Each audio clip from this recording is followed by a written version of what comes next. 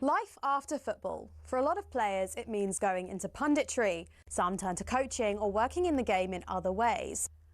But what about the rest? Some former footballers turn their sights away from the game, and there are a few big surprises. First up, from rainbow flicks to pancake flips. Ex-Chelsea and Southampton defender Ken Monku switched up his footballing career to buy a Dutch pancake house. He bought out the shop, which had been his favourite pancake spot as a child, and before long he was mixing the batter and getting behind the stove. Next, Everton legend Thomas Gravesen swapped out the high stakes of the Premier League for those of the poker room. He made over 150 appearances for the Toffees and won the Scottish Premier League with Celtic. Turned out the Danish international was pretty darn good at poker. He racked up a reported £100 million from his Las Vegas adventures. Remember former Chelsea goalkeeper Petr Cech? Turns out football nets weren't the only goals he was pretty handy in front of. After retirement, he became a goaltender in ice hockey. Same skills, very different surface. And he even won a Division 2 title with Guildford Phoenix. For ex-Liverpool centre-back Daniel Agger, it wasn't just fancy footwork that was in his blood. He was also pretty good with his hands. The Denmark international turned to tattoo artistry after he hung up his boots. He'd qualified as a skin artist while at Anfield, and he then became the co-owner of his own tattoo company as well. It's not all glamour for ex-pros, though. 1966 World Cup winner Ray Wilson set up a very different kind of business. He became an undertaker after he retired. Finally, not many people can say they've won both a World Cup and starred in an Oscar-winning film. In fact, there's only one person in the entire world who can say that. Frank Leboeuf, the former Chelsea defender, was part of the 1998 France squad who won the World Cup.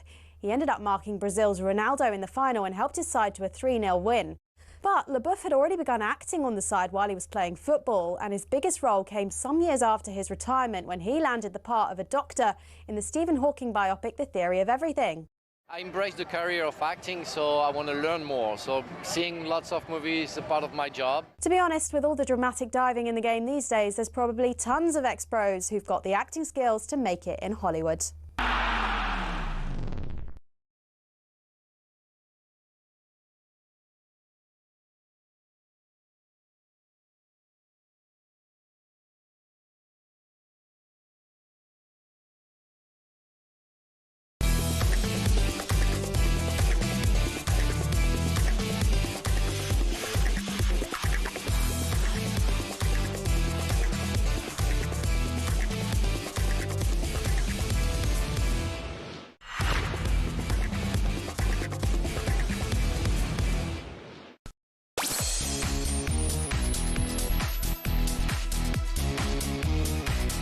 Hello, good afternoon. Happy New Year's Eve drive with me, Andy Goldstein. Darren Bent is here, everyone. It's Darren here, by the way, Darren Bent. How you doing, mate? You all right? Happy New Year's Eve to you. Happy New Year's Eve to you too. Happy New Year's Eve to you. You all right? No, better after last night. We'll talk about that in a minute. We'll talk about that. No, that's about your lot. Your lot. All the Villa fans that poo-pooed you. No, there was one geezer on there that says it's arrogant of me to say that they'd win 3-1. No, I got it wrong. It was 4. Yeah. You should apologise to him. By Jingo, we've got a show for you today. We're asking just how much is Ruben Amorim holding Manchester United back following yesterday's embarrassing draw at Wolves last night. By the way, we're starting with that. So United fans, you can have your say. I will be. 03717223334. We'll also be recapping the rest of last night's action, including Arsenal's impressive win against Villa it was, and also look ahead to a big day of football in the Premier League tomorrow. And, of course, it's New Year's Eve. So we want to know from 6 o'clock, what you doing? What are you up to? What's happening tonight? All that plus me and Bentley will be bringing our 2026 predictions as well. All that and more coming up in today's Drive Time Show. With me, Andy Goldstein, Darren Bent. It's New Year's Eve. There's only 7 hours, 56 minutes left of the year. And we're going to have it in style, my friends. Oh, yes, we are. Also, Scorny Weaver, Alien, Ripley, what a film. Right, I'm going to say this once today, Jack. Because we're like 20 seconds into the show. I'm here. Concentrate on me and Bentley and the show. Okay? No laptop. No talking to the producer. Us. All right, Jack? Okay? See if we can get one right today. DB, how are you? Not bad, you? Lovely to see you. We'll talk football in a minute. Yeah, well, yeah. New Year's Eve. Yeah. Everyone out there listening is either on their way somewhere special, they're either going on their way somewhere they would rather not be going. Yeah, or going to spend time with people that don't really want to, but they have to. Well, that's what I'm going through now. Trust me, I hear that. Or they are on their own tonight, which is a lot of people are, which is tough. Yeah. Or other scenarios that we've not thought of. But either way, they'll be listening, knowing they'll be listening to the show thinking, I need a little bit of happiness, a little bit of fun, put a smile on my face, get me to where I'm going, and we'll do that over the next 3 hours. 100%. What are you doing tonight? You got young kids, it's always difficult. I won't be doing anything. But New Year's to me is not like it once was. No, okay. Obviously, a few years ago, a while ago, you hit it hard. Young free, you still what hard? No, like the night out. Oh, okay. The night out. Yeah. But now it's just about, by the time I get kids to be home, everyone will be tired. It's just one of those, innit? Yeah. The people want to go out on their bikes. Because someone messaged me actually the other day, yesterday, and said, did Bentley get his kids the they said motorbikes. Yeah. And no, I didn't. I got them the quad bikes. Thank you, fun bikes. They were the ones who... Did you get money off? No, I bought them full price, everything. But they were really helpful in terms of which ones to get. Well, why are you plugging them? Because they helped me out. No, mate, no. You know the rules. Only plug if you get it for free. No, well, I'm not doing that because they helped. I had no idea what I was getting, and these guys broke exactly what I needed down, everything I needed. So yeah. How nice is that? The fact you went there with all that money and they told you what you needed. Yeah. No, but some people they take your money and don't want to help you. Oh right, okay. Do you know what I mean? But no, they said, but now my grass is ruined. What are you? I know that. What are you doing tonight then? You're going to bottle of champagne. You're going to get a takeaway. Oh, obviously I'll have a. Will you be up? I'll be up. Do you know what I say that? But I know it's like you're waiting, and then all of a sudden just. Yeah, it's just unless you're doing something. I've got people coming over to me. We're gonna have a curry, nice, easy, chilled out, bit of music, fun and laughter. What kind of music goes in the Goldstein household? It all depends. I haven't really chosen the playlist. No, what usually happens is I've got the Sonos system. You know where? Oh, you got the Sonos, Spotify. yeah? You got Spotify. People still use that Sonos. Yeah, it's really good.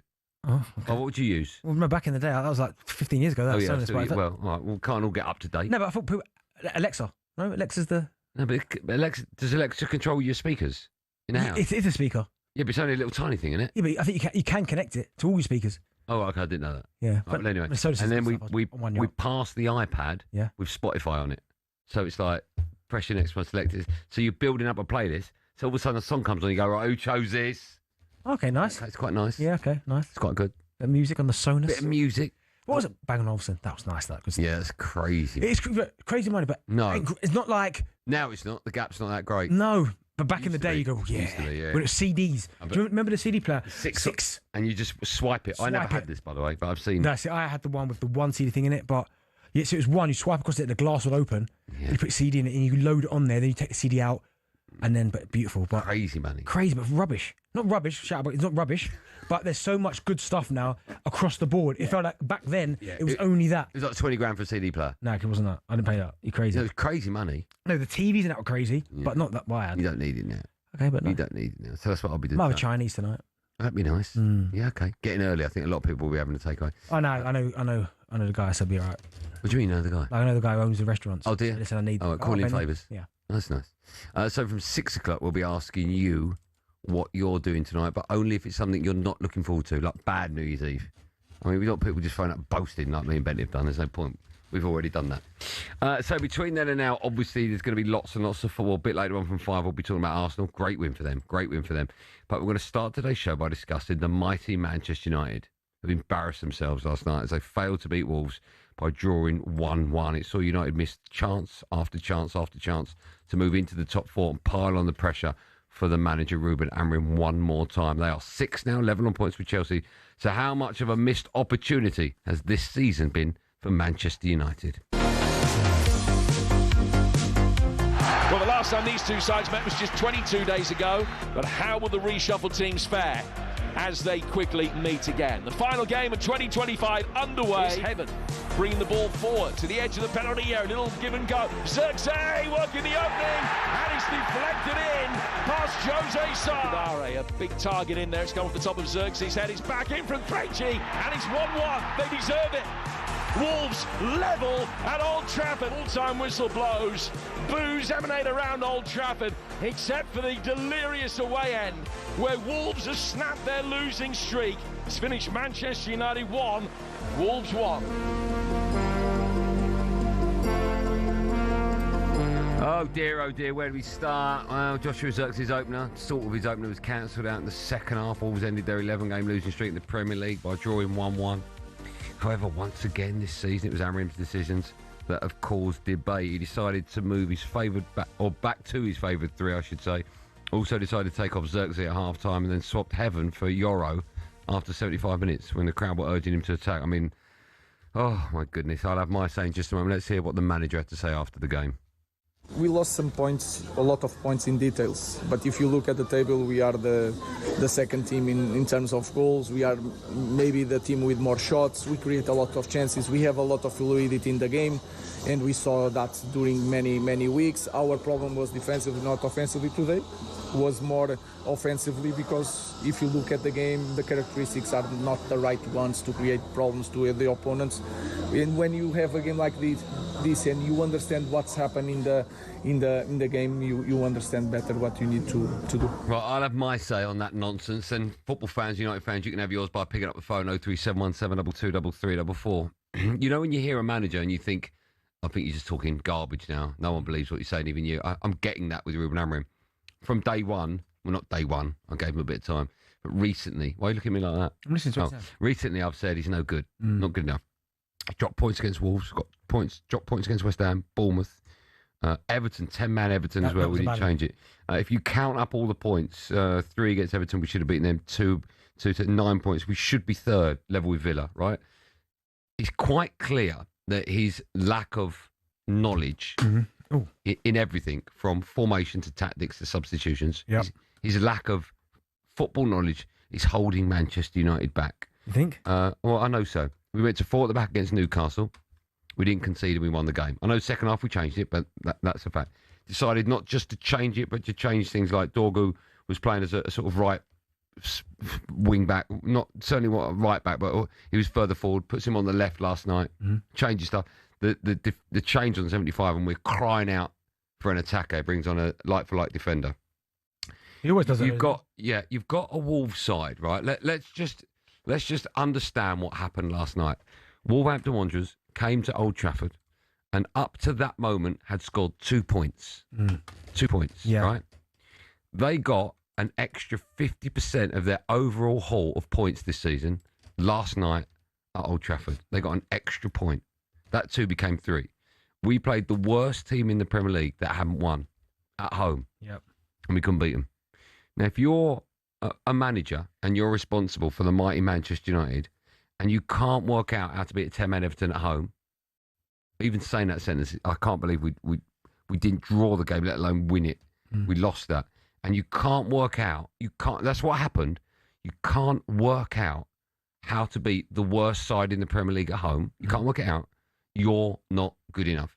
It's as simple as that. When I hear him afterwards say, we've had the second most shots, we've got this, we've got... All that, to me, is desperation from a manager.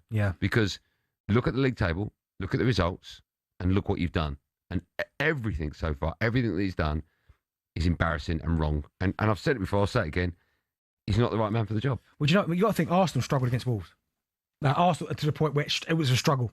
And Arsenal managed 2 own goals, nicked it right at the end. So the same thing could have happened against Arsenal, but of course they didn't. But didn't. I get that. We could have lost, by the way, last night. Yeah, but it's all if buts and maybes, isn't it? Okay. But no, I thought Man United would win that game last night. Although Wolves on their day could play some good stuff, but still, 2 points in the Premier League. If you've got aspirations of getting back into Europe, you have to win these games. At home as well. I didn't see a scenario where Man United didn't, especially when you went 1 up as well, because I was watching the Arsenal game and I saw that it popped up 1-0 Man United. I said, here we go, floodgates open now.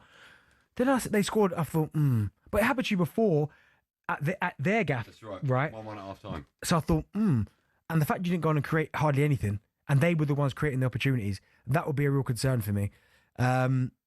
How you move forward, I don't know. I mean, I still think, when I say I think he'll get it right, I don't know what get it right looks like, because you're not going to be challenging for the league anytime soon. Anytime soon. Okay, you're a clever man and you know football. Thank you. What have you Tip seen? that, Jack. What have you seen that leads you to believe he will get it right? Because on paper and my eyes, I haven't seen anything yet. When I say get it right, like, I don't think Man United will win the league for I don't know how long. Forget that, right? But I definitely think you could be challenging for top 4. With him? With him. But what have you seen? You haven't answered my question. What have you seen? I've seen you in certain games put in performances. Now, your problem is consistency. You haven't. Okay, Liverpool, 1. That was like Liverpool going through the most barren patch of form Liverpool have ever had. Yeah, but Liverpool's still 4th. So, now they are. But Liverpool's still a good side. Regardless now how they are, but when we beat them, they were appalling. I get it, but they're still a good side. Okay. Right? Arsenal first game of the season. We beat you, but mate, it was hard. You probably should have won that game. Right. There are Chelsea. I'm sure you beat Chelsea, right? Again, that game, we were very lucky. It's all if buts and maybe. But my point is, it's not if buts and maybe. I've seen you put in performances where I've gone, all right. It's games like last night. If you can't beat the worst side in the Premier League at home, something's wrong. If you beat the best side at one point away in Liverpool. No, come on, you understand what I'm saying? 10-man Everton at home. I just think it's a bit reactionary if you just go, get him out now. Okay, tactically, do you think he's got it? He needs to be a bit more flexible with this formation. The formation is what's killing him at the minute. Hold on, sorry, just come back to what you said. Sorry, it's not reactionary. Get him out now. I've been saying that all season. Nah, in a couple of weeks ago, you went, do you know what? No. I think Amrin might be the guy, you know. Jack, find it. Jack, I'll give you £1 million you find it because it don't exist. Yeah, you went, do you know what? I think he could be the guy. Benny, it might have been off air, you said. Benny, I never said that. I think you did. I've always been a strong advocate for he's not the right man. My view has never changed. You know that. I think he will get it right, but I just don't know what that looks like. Okay, I don't know why. I'm looking at the league table, right? Well, in your 6th. But this is the thing. He's dropped 9 points.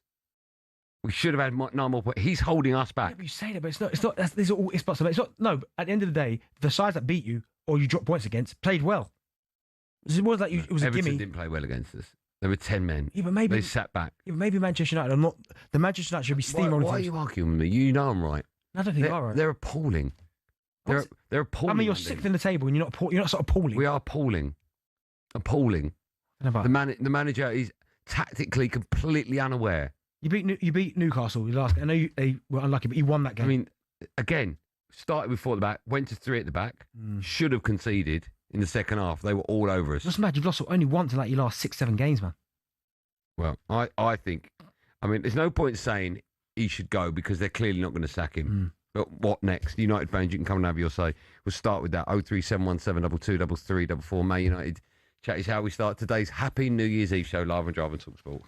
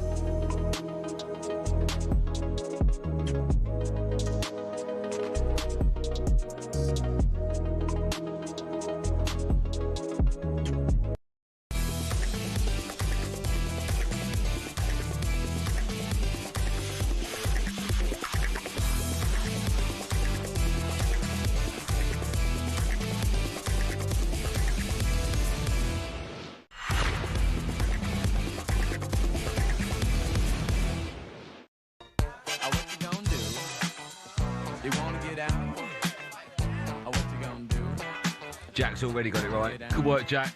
Get down on it. Do you know the other line? Huh? Do you know the other one? The other one what? Alternative words. Get down, no. Okay, well, I can't sing on here. Strava, talkSPORT, me, Andy Goldstein Darren Bent and Justy. Right now, there are millions of prizes to be won. When you order on the app, play Winter Winners, 18 plus terms apply. Still to come, we'll be looking back at last night's Premier League action, including Chelsea's stumbling form. Happening there. Just quickly, Crystal Palace interested in Wolves striker Jord Strand Larsen. West Ham also interested in him. Yeah, I mean, you like him? I do like him, Although but he's been poor this year. And since he signed that contract, I'm not saying it's putting two and two together, but his performances for Wolves have been terrible. From where he was last year, and I know he hasn't got, say, Cunha around him and helping him, but even his work rate, man's gone down. And I do like him. In the darts, you predicted this. Gary Anderson claimed a 4-1 win over Van Gerwen, now face Justin Hood. Oh, what a game that is, by the way. Gary Anderson's playing well, though. Really well. I'm freezing. We're doing our show on Friday. Are you coming? I've got your ticket. You come in? Yeah, I'll let you know. Tomorrow, I'll definitely let you know. I'm desperate to go there. I won't come get back from work. I told you Saturday. I'm working, man. Hard. Trying to. I've not known anyone love the darts as much as you over the last 12 months. I've got your ticket for the semis. We went to the final. You can't beat that. No, I know, but this year I've got your tickets for the I know, semis. yeah. I'll let you know. I'll let you know. Well, can you let me know today? Yeah, I'll let you know tomorrow. Why tomorrow? Can I let you know tomorrow? Okay, fine. We'll take your calls on the back of Ruben Amorim. Just is he holding Man United back? I suppose is the obvious question. How about this for some stats? Man United under Ruben, more losses than wins. Never had back-to-back clean sheets. That's mad. Only won one back-to-back game. 31% win rate. Lost the European final with Spurs, we know that. Lost to Grimsby, finished 16th. Blimey, it's getting worse. Dom is a Man United fan. Dominic? Hello. Hello, Dominic. How are you? Hello. My name is actually Sean. They must have got me mixed up there. Hold on. Anyway. Hold on. What's your name? Sean. Yeah, Sean. Sean, and I've got Dom. Yeah. Right, hands up in the back. Is that Minnie Thatcher got that one wrong? He's not even in there, is he? You're both plonkers. Look at you. Sorry, what's your name? Sean? Yeah. Sean, I can only apologise. They've called you Dom for something. Oh, well done. They've corrected it. What would you like to say, Shawnee? Yeah, just a couple of points about last night's performance, in particular against Wolves. Anyway, there's a lot of people talking about Man United's attacking play last night and how poor it was, but I want to touch on that as well. But there's Darren Bent touched on it there just before the break. I mean, Man United's defence last night was shocking. Like you know, Wolves just cut through Man United at ease last night. They basically had their whole team behind the ball, and you're talking about the Wolves that have scored 3 goals in the Premier League, is it? Yeah. And cutting through them so easy. I mean, if that had been Liverpool... Sorry. Is that all it is? 3 goals? No, they've got 11. The Scotland scored 11. 11. Oh, sorry, 11. They've conceded 40. Sorry, I meant... Yeah, two against us, by the way. 2 against us. Yeah. Sorry, you got mixed up there, yeah. Yeah, they were just... If that had been Liverpool, Arsenal or Man City last night, they would have scored 10 against Manchester United. I mean, they were shocking. And then the other point I wanted to make was Amram's comments after the game about saying, going forward, they didn't have the right connections or creativity with the front players. I mean, he knew this was coming. Months ago, the AFCON, he knew that they were going to be missing some forward players like Mbumo and Diallo. You factor in a couple of injuries that they've had at the minute. I mean, the players that were on the pitch last night, he should have been prepared for this, really, to get them connections with the players that are already there. Yeah, I agree with everything you're saying. Let me take one more call. Charlie's a Man United fan. Hi, Charlie. How you doing? You all right, guys? Happy New Year to you. And you, mate, and you. What do you I'm sure I'll echo a lot. Yeah, I'm sure I'll echo a lot of the points. I think, to me, this is all inside his own head. I think, listening to Benny a few weeks back, talk about backing himself into a corner if he changed to a 4-3-3, and that's exactly what's happened. It's all inside his own head about, the fans and the media are pushing him to change the formation. And I think last night's change was about ego and about arrogance, trying to prove to everybody that the 3-4-3 does work. I think everyone inside that stadium, including the players, all their motivation dropped out of them and drained out of them when they saw that formation, that tactic. And I think, broadly speaking, he keeps saying that it's not the formation. And I think a lot of the times he's right. 3-4-3 is a good formation if you're Crystal Palace and you're defending and don't have to break down low blocks. But it clearly doesn't work for Man United. Clearly doesn't work for these players. Do you know what's done him? And again, great call that Charlie, right? Is that day one is what's killed him. Because if he'd have come in and gone, this is my system, but I know maybe we haven't got the players for it, so I'm going to have a look at the squad, and then moving forward, I'd like to play a 3 at the back, but if that's not possible, we're going to be flexible. Or not even mention it. Or don't talk about it. Yeah. But the fact he came in, we're playing a 3, and everyone's like, all right, we'll see how it goes. And then you get scenarios like this, where for a split second he went for a 4 and you get a result and you look all right, and it's almost like, well, I've got to go back to a 3 now, just to prove a point. Embarrassing, isn't it? Well, that's not embarrassing. Shut up. Still to come, we'll be looking back at the rest of the Premier League action from last night. Talk about Chelsea's poor run of form. Anything else happened last night? Maybe you will. Someone put on here. You put, don't gloat too much, Benty. We were missing Torres, Cash. We didn't have Rice or Calafiori. Yeah, right. I thought Rice would be mad. I mean, I got that dramatically wrong. Well, no, we just played really well. Zubimendi was unbelievable. Yeah. We were a better team first half. If you don't take your chances, this is what happens. We do that at 5. Time now for a bit of no Googling. Today is Sir Alex Ferguson's birthday. We shall stand up. Happy birthday, Sir Alex. 84 he is. 84. His first trophy came in the 1990 FA Cup final. We want to know who scored the winner. In what year? 1990. Oh, it can only be one of a couple of people. No, you can't. You won't get it. I reckon I'll give you 9 guesses. You won't get it. All right. We'll do it in the break. Okay. We'll save it. All right. All right. I don't. If you don't know it and you don't cheat, you've got no chance of guessing it. Well, have I heard of the player? Yes. Well, that's why I think I know who it is. Promise me you won't cheat. I promise you. I won't move. I'll sit here. Okay. Answer to that, and Benty embarrassing himself right after this.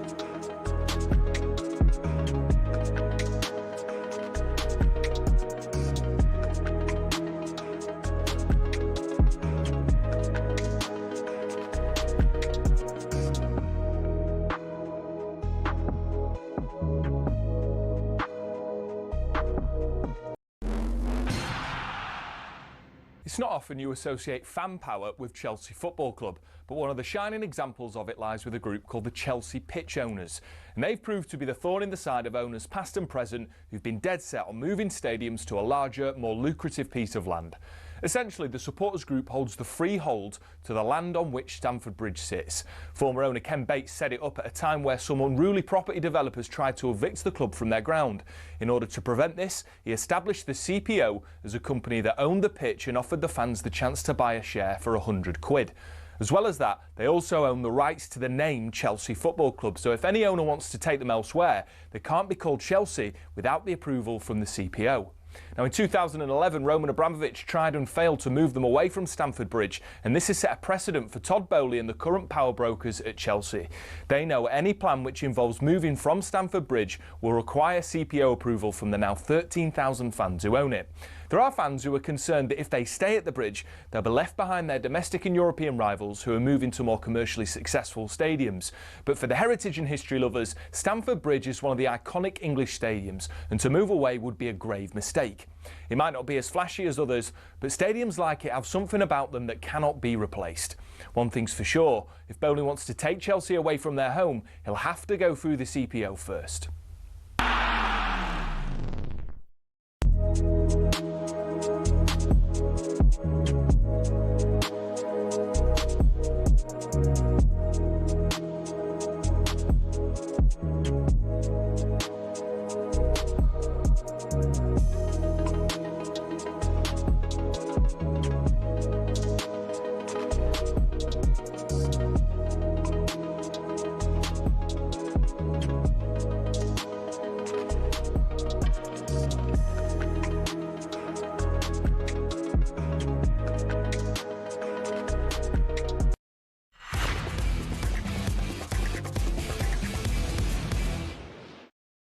Back to life, back to reality. Jack, oi, Jack, what a guy. Bit of soul to soul. Drum beat. Good tune, Jacqueline. Driver Talk Sports, Andy Goldstein. Happy New Year to you. Darren Bent alongside. Before the break, asked the question, who scored the winner for Sir Alex Ferguson's Man United in the 1990 FA Cup final replay? I'll give you 10 guesses. Go. Brian McClare. Wrong. Mark Hughes. Wrong. Lee Sharp. Wrong. Didn't play. 1990. Wasn't that, what's his name still there? The centre half? Yeah, he was still there. No, the unbelievable one from Ireland. Tim Moran. Paul McGrath. Paul McGrath. He was there, yeah. I don't think he played. But it's not him. Not him. He might have played in that. All right, so Man United. Max. Brian Robson. 5. That team. Giggsy, that's before Giggsy, isn't it? Yeah, way before. Kanchelskis? Was he there then? No, way before that. Ince. Way before that. Oh my god, who is it? I'll give you a clue, right? When you need food, you're starving. Right, what's rhyming slang for that? Hank Marvin. Right. His name rhymes with that. Hank Marvin. Starving, garden. Oh, Hank Marvin. Yeah. Played left back. Only played because Lee Sharp wasn't in the team. No idea, is it? First name's Lee. Told you wouldn't get it. Lee Marvin. Nearly. Nick Carvin. Who's it? Lee Martin. Lee Martin. You've not heard of him, have you? Martin, Starving, Marvin. What are you doing now? It's rhyming it with Martin. Lee Marvin, Hank Marvin. It's similar, isn't it? Okay, yeah. Okay, Lee Martin. I would never got that. No, I know. A lot of people. Well, what's his name? Tom Clayton got it. Did Come he? up to me. Very excited. Lee Martin. I went, yeah, it was. Don't tell Benny. He googled it. You see, I think it's Stephen Martin. First, you know, Stephen Martin. Think of Steve Martin. Yeah. Very funny, brilliant actor. Yeah. That's where my brain goes. Yeah. Did I watch it the first time ever the other day? Yes. Let me guess. Roxanne. Nope. Okay. Playing Chelsea Automobiles. That is unbelievable. I watched it hundreds of times. All right. Star Wars. Dirty Rotten Scoundrels. Yes. That is that's with Michael Caine. Unbelievable film. Is it Michael Caine? Yeah, it's so funny. The remake of that is appalling. Don't bother. No, I wouldn't. But Steve Martin. Yeah, it's a great movie. Yeah. Yeah. You seen Bowfinger? Yeah, it's Eddie Murphy. And Steve Martin? Yeah. Yeah, that's good. Is it? Yeah, it's pretty good. Oh, okay. Yeah, your taste is weird. Why? What was you about to say then about Steve Martin? He made some stinkers. Yeah, but everyone makes stinkers. I tell you, he made an unbelievable film. It's called what is it?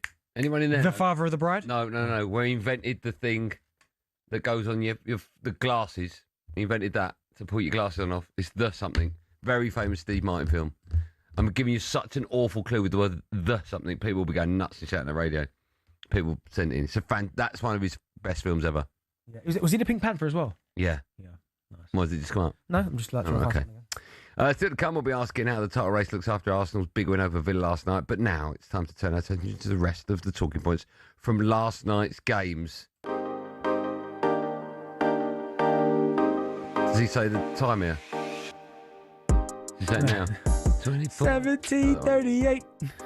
I think it's 17:38. Let's start looking back at Chelsea. Poor form continued. 2-2 draw home to Bournemouth. It's now 1 win in 7. That is unbelievable for Chelsea. Enzo Maresca's side were booed off at full time. There was frustration from fans with his decision to take Cole Palmer off after 60 minutes. That's nuts. After the game, the assistant coach, Big Willie Caballero, spoke about the decision to take off Palmer during the game. Consider the situations to go for the game, to play for to win the game. But also Cole is coming from an injury, from a long period injury. So we also have to think about that situation as well, because we have to count with Cole for the rest of the year. By the way, in case you're wondering why that was Big Willie, Maresca was too ill to do any post-match media. And Luke, who's producing today's show, just said in way out, The Jerk was the movie, Steve Martin. Have you seen that? No. That's one movie you need to see, The Jerk. We need to have a jerk. And on the subject of Steve Martin, because he did make some great ones, The Man with Two Brains. Have you seen that? No. Oh, Benty. I love The Steve Jerk Martin. and The Man with Two Brains are two of the best comedies ever made. No, but you said that about everything. You like Steve Martin? Yeah, I do, but obviously not. Planes, Trains and Automobiles is incredible. Right, if you like that, Yeah. I guarantee you'll like The Jerk and The Man with Two Brains. I guarantee it. Watch them tonight, you do nothing. Just quickly, talkSPORT understands it's only broken recently. Enzo Maresca will not be sacked in the aftermath after the draw. However, the Chelsea boss will come under increasing pressure in the new year if results don't improve. I mean, that's hardly breaking news. I could have told you that. But that's obvious. I mean, yeah, well done. By the way, the same can be said for Arteta. talkSPORT understands if he loses his next 40 games, he'll get the sack. Yeah. talkSPORT understands. So, that's all right. That's a gimme. Anyway, what's happening at Chelsea? Tough, isn't it, at the minute? I mean, no consistency. Do you know, when I was having a look through their squad, right, and with the recruitment, the players they brought in, I was looking in the summer, right, and I was thinking, okay, they've made a lot of signings, yeah, but how many of the signings are good enough to take Chelsea back to where? Because we still look at them, rightly so, we still look at Chelsea as that team, that powerhouse of an organisation that are just trophy pigs, right? But when you start going through some of the signings, like Buonanotte, good player. I know he's only on loan, but is he going to take him back to where they need to get to? Yeah. Garnacho, not for me. And I've never been on Garnacho. Gittins was good, but still, like, I'm thinking another one, right? Gittins, he's young. He's a young kid, right? And Dortmund let him go. So you're thinking, okay, that's not right. I quite like Hato, he's okay. João Pedro is another one, right? So Brighton signed him, got a lot of ability. Is he the type of centre forward that is going to take Chelsea back to where they should be? Now, you look at things of some of when they've been successful. And I know they've had a bit of success with this team now, but they've got Cole Palmer, who's been extraordinary in those, obviously, situations, as why they've won. The Diego Costa's the job was. He's not that. He's not in Torres. Do you know what I mean? But all of a sudden, they've signed a lot of players, and it's almost like. But they have signed some players like Caicedo and Cucurella that have worked. Yeah, but they spent 100 million. Yeah, I know. So, or, what, 50 million, 100 million. So they don't count because you expect 100 million. You expect it. Okay, fair enough. Do you know what I mean? So, but I mean, listen, my dad goes week in, week out, as you well know. And he just says the football there is just the squad, the selection of the team's not good enough. There's too many players playing in the team that are not good enough. I mean, some of the stuff he did last night I found bizarre. I mean, when you look at the team selection and putting like Gusto at left back, I've seen Gusto come in and centre midfield as well.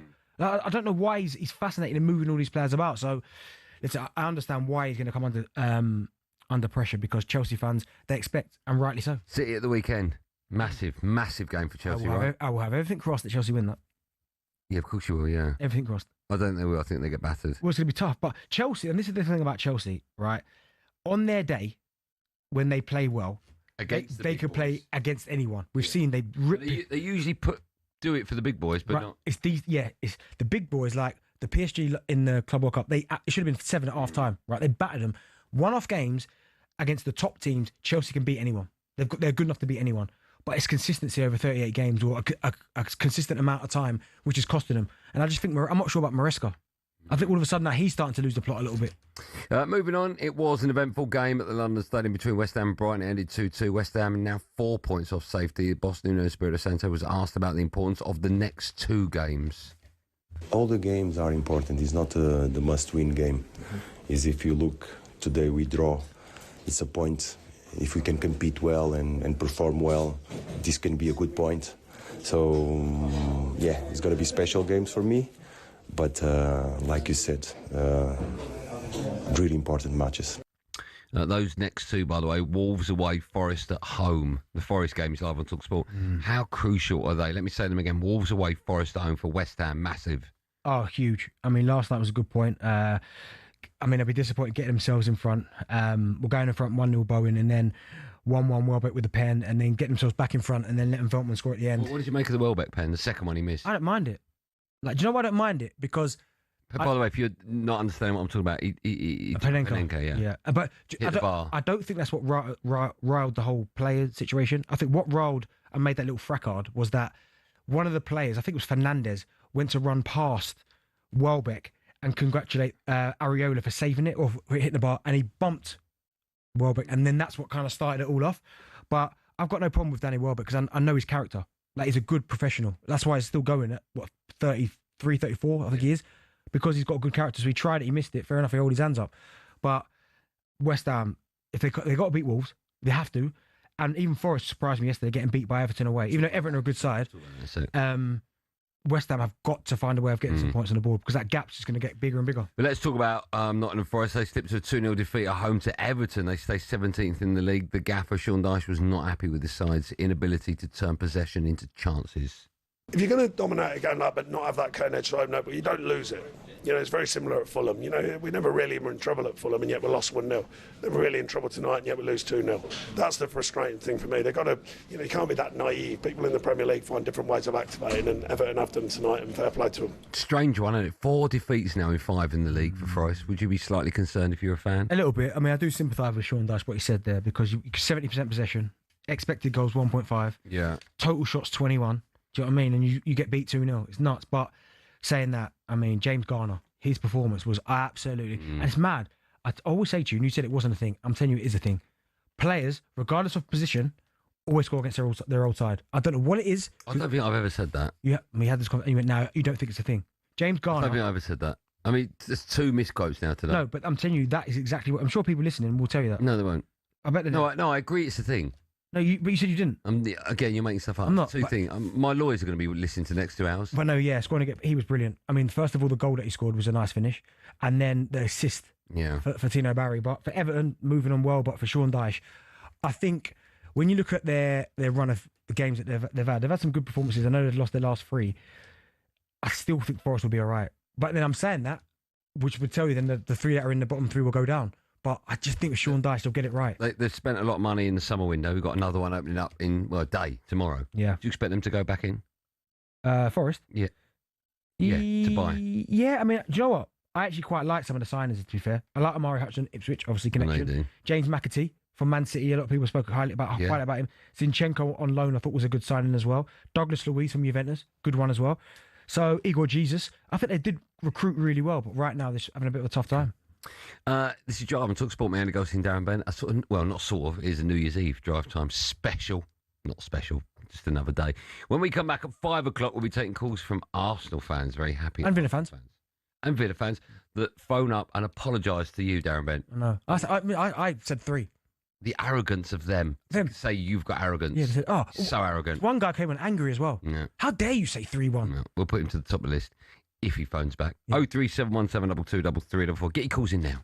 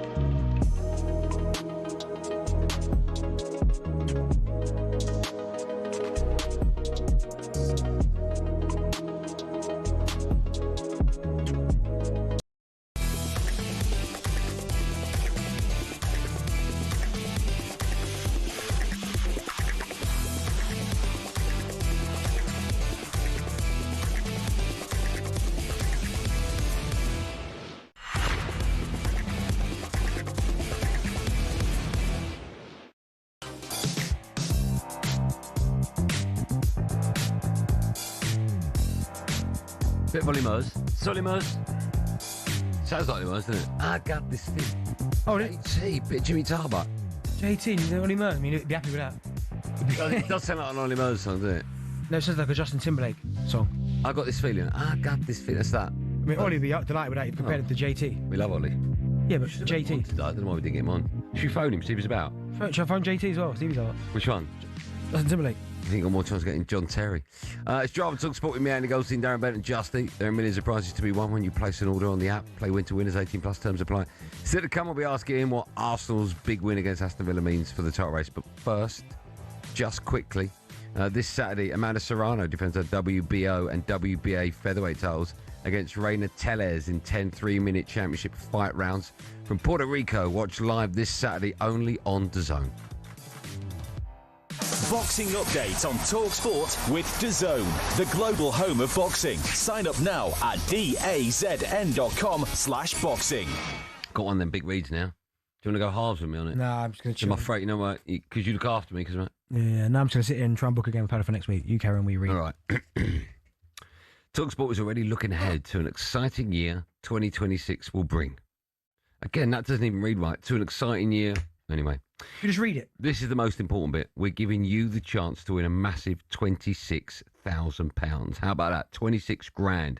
That's a little bit insane. It's our biggest New Year cash giveaway, and it could be yours. 26 grand for 2026. Here's how to enter. For your chance to win, text the word WIN, W-I-N, to 83338.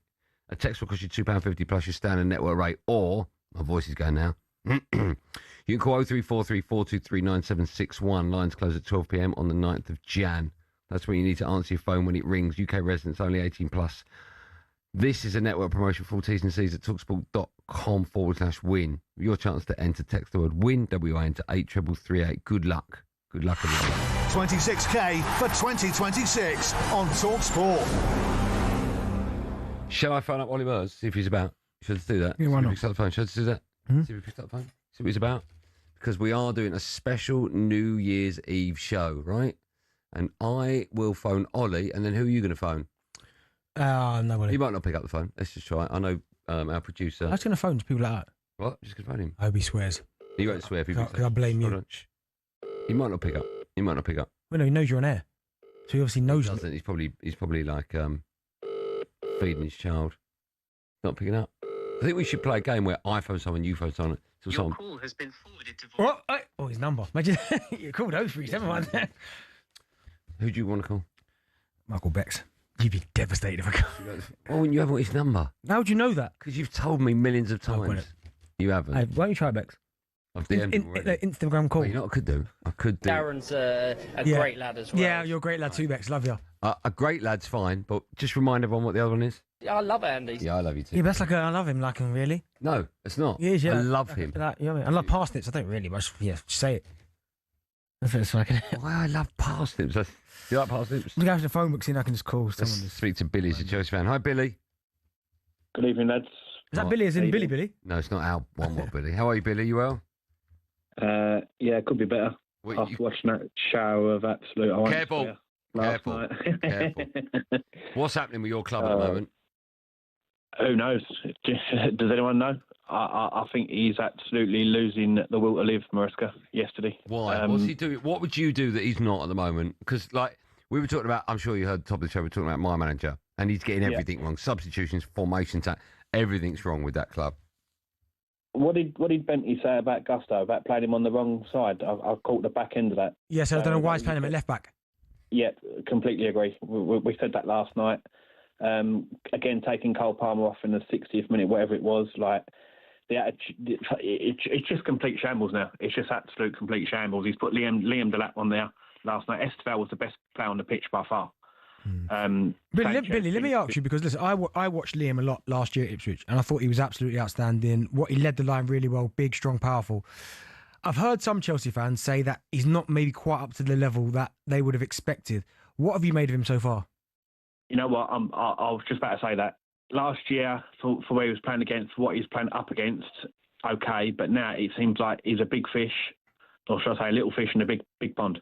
It seems like he's some of the chances he had last night was just like, if he puts one away, then you think he'd be able to continue the form. But at the moment, he ain't putting none away. But like what I listened to Jason Cundy last night about, there's no leaders in there as well. Like, name me one leader that you've got in that Chelsea squad from last night. Someone that's going to go in that changing room and just kick that out of them. There isn't one leader at all. All right, Caicedo, now obviously Casado's out of the City match because he obviously got booked last night. Can you see Cole Palmer standing up for everyone? Can you see Fofana, Chalobah? There ain't one person in there. Garnacho, definitely not. It's a shame, because we really had to start the season, and the people saying that we were going to be title contenders, like, wake up, please, because we've got absolute no chance. Can I ask, right? Because whenever you say get the manager out, which is, I'm guessing what you're saying, people always say, who do you want in? Is there someone on your shopping list? Us. Even if you were to say now, who would you bring in? You got options. Is there any options out there? Probably not. And that way, is that the only reason why? Not the only reason why he's staying there, but like where before we had Simeone, he wouldn't leave to come to us now. No. But again, yeah, who would you bring in? There ain't really. Like always, you always have a look on Sneaky Sky Bet to use the favourite for the Chelsea job. But now it's just it's an absolute joke at the moment. Billy, let me ask you then: if everyone's fit, who's your best 11? I'd say Reece James. Again, why did he leave him out yesterday? Yeah, that's bizarre. That was very bizarre. Same with Pedro. He had a decent match against Newcastle. They're leaving. He left off. Jamie Gittins, I won't even pay for his train fare. I just don't rate him at all. And again, who else? Santos. Again, Santos is there. But you'd think like a Reece James would stand up and be a captain and be a leader. But it's all right when he scores the goal, giving it all ones and twos. But now it just seems like he's just like going along with the team. Yeah, it's hard. Yeah, it's tough, isn't it? I think the new year we'll see. If results continue, we'll see some changes. Yeah. I know we're going to go over, but Ollie Mers just called me back. Let's just quickly call him, all right? Because it's live radio and people love live radio. Andy? You're live at the moment, Ollie. How are you? I'm good, mate. How are you? I was just phoning you on. We're just phoning people we like to say Happy New Year. How are you? Oh, Happy New Year. Happy New Year. I'm good, mate. I'm really good. You too. What are you up to tonight then? We've got people coming over to the Goldsteins for a curry. Lovely. Nice. What are you doing? Curry. Literally just getting ready for our family to come here. Obviously, because we've got the kids now, we've told them we want to do New Year's Eve, so they're all coming round. A few drinks, a few games, have a laugh. Amazing. Put the kids to bed and have a good night. Happy New Year, Ollie. And you too. Ollie, we love you. Happy New Year to you and your gang. Yes, Andy Goldstein, love you guys. You've been brilliant this year as ever. I'll see you in 2026. God bless you. See you soon, Ollie. Layers, bye. Bye, man. How much is that, Ollie Mers? Do I like though? 1-0 to me. No, do I like though?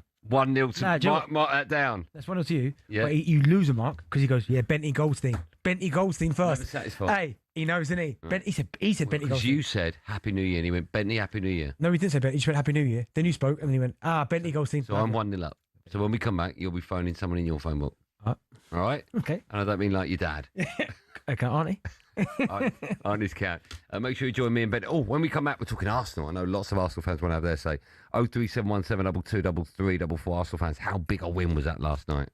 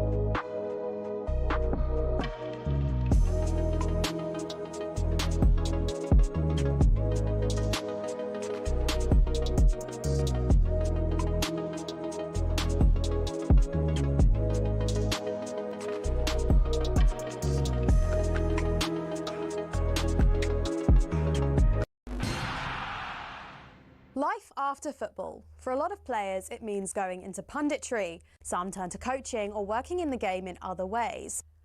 But what about the rest? Some former footballers turn their sights away from the game, and there are a few big surprises. First up, from rainbow flicks to pancake flips.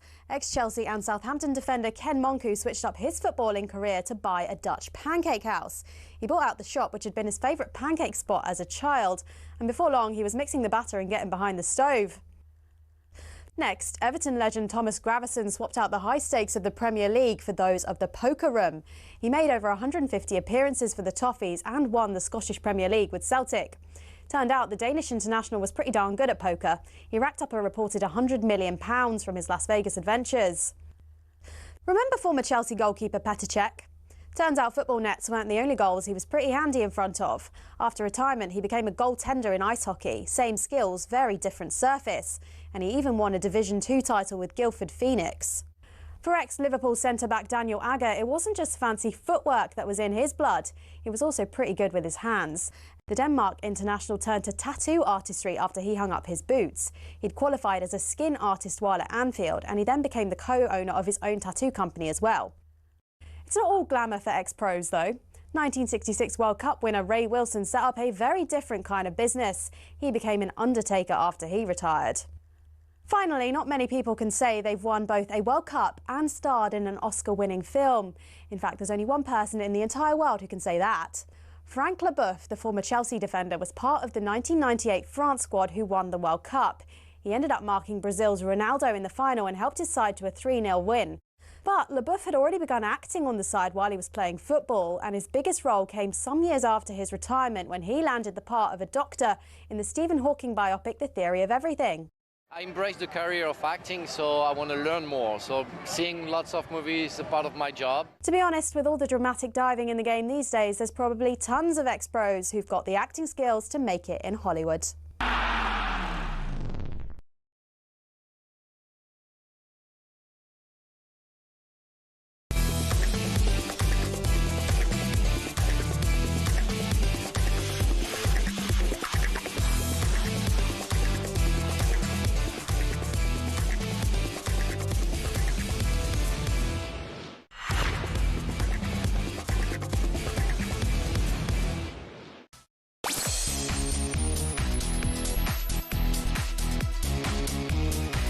Welcome back to our number 2, Drive Time on talkSPORT. Me, Andy Goldstein Darren Bent here. Well, I didn't shove it in your mouth, did I?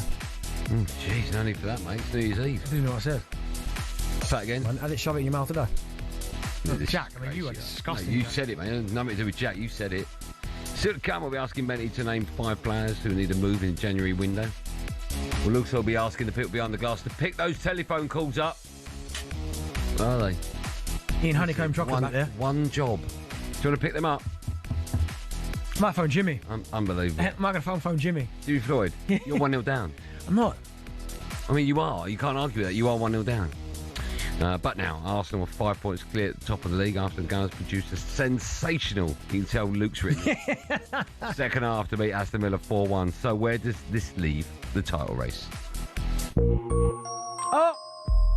Right now, all 3 can win it. Tonight might tell us just how many real contenders we actually have. Gabriel Jesus edge of the air, right-footed shot. Oh, brilliant! And Gabriel Jesus ends a 363-day wait for a goal. Back from injury, back to fire Arsenal to the top of the Premier League. And Arsenal beat the unbeatables to go 5 points clear. Arsenal 4, Aston Villa 1. You're a disgrace. You're an absolute Hey, you're my dog. You're a disgrace. What? Man. You're my guy, man. In what was the tight... This is all written by Luke, who's a passionate Arsenal fan. What was the tight first half with Villa, arguably the better side they were? The Gunners produced a blistering display. No one talks like that. Goals from Gabriel Zubimendi, Trossard, Jesus in the second half to showcase their title credentials. Jeez, this is making me sick. Go on, Lukey boy. After the game, the Arsenal manager, Mikel Arteta, was full of praise for his side. It feels great.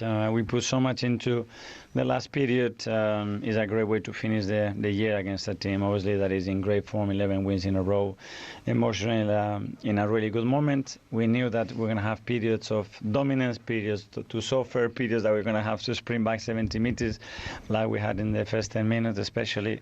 But then the moment that we clicked, we connected, the timings were right, and the efficiency level was high. I think we were incredibly good. I have to say, I didn't think you'd win convincingly, if at all, if Declan Rice was on the field. He wasn't. I didn't see that coming. I thought second half, wow, what a difference. Well, no, listen, I said it from before the game kicked off. That I said to the Villa, and I said to Adrian Durham, who I was messaging as the goals were going in. Yeah. Arsenal are the best home side in the league. They're a better side than Villa. I know Villa are on an incredible run and are a really good team, but I just think Arsenal better. They're top of the table for a reason. And as I said, the home form was what was I found convincing. Gabriel coming back as well. I know we lost Declan Rice, but yeah, first half Villa were the better side.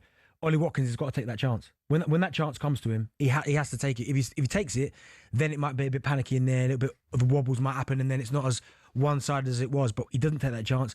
Gyökeres then misses a header, which he should score. So you're thinking, okay, what's going to happen in the second half? But then Arsenal came out second half and absolutely, completely destroyed them. Scoring 3 minutes after half-time, that always helps with Gabriel, who was big presence again last night. Then Zubamendi with his goal. But Trossard, Trossard was very good. Odegaard, oh my goodness, second half.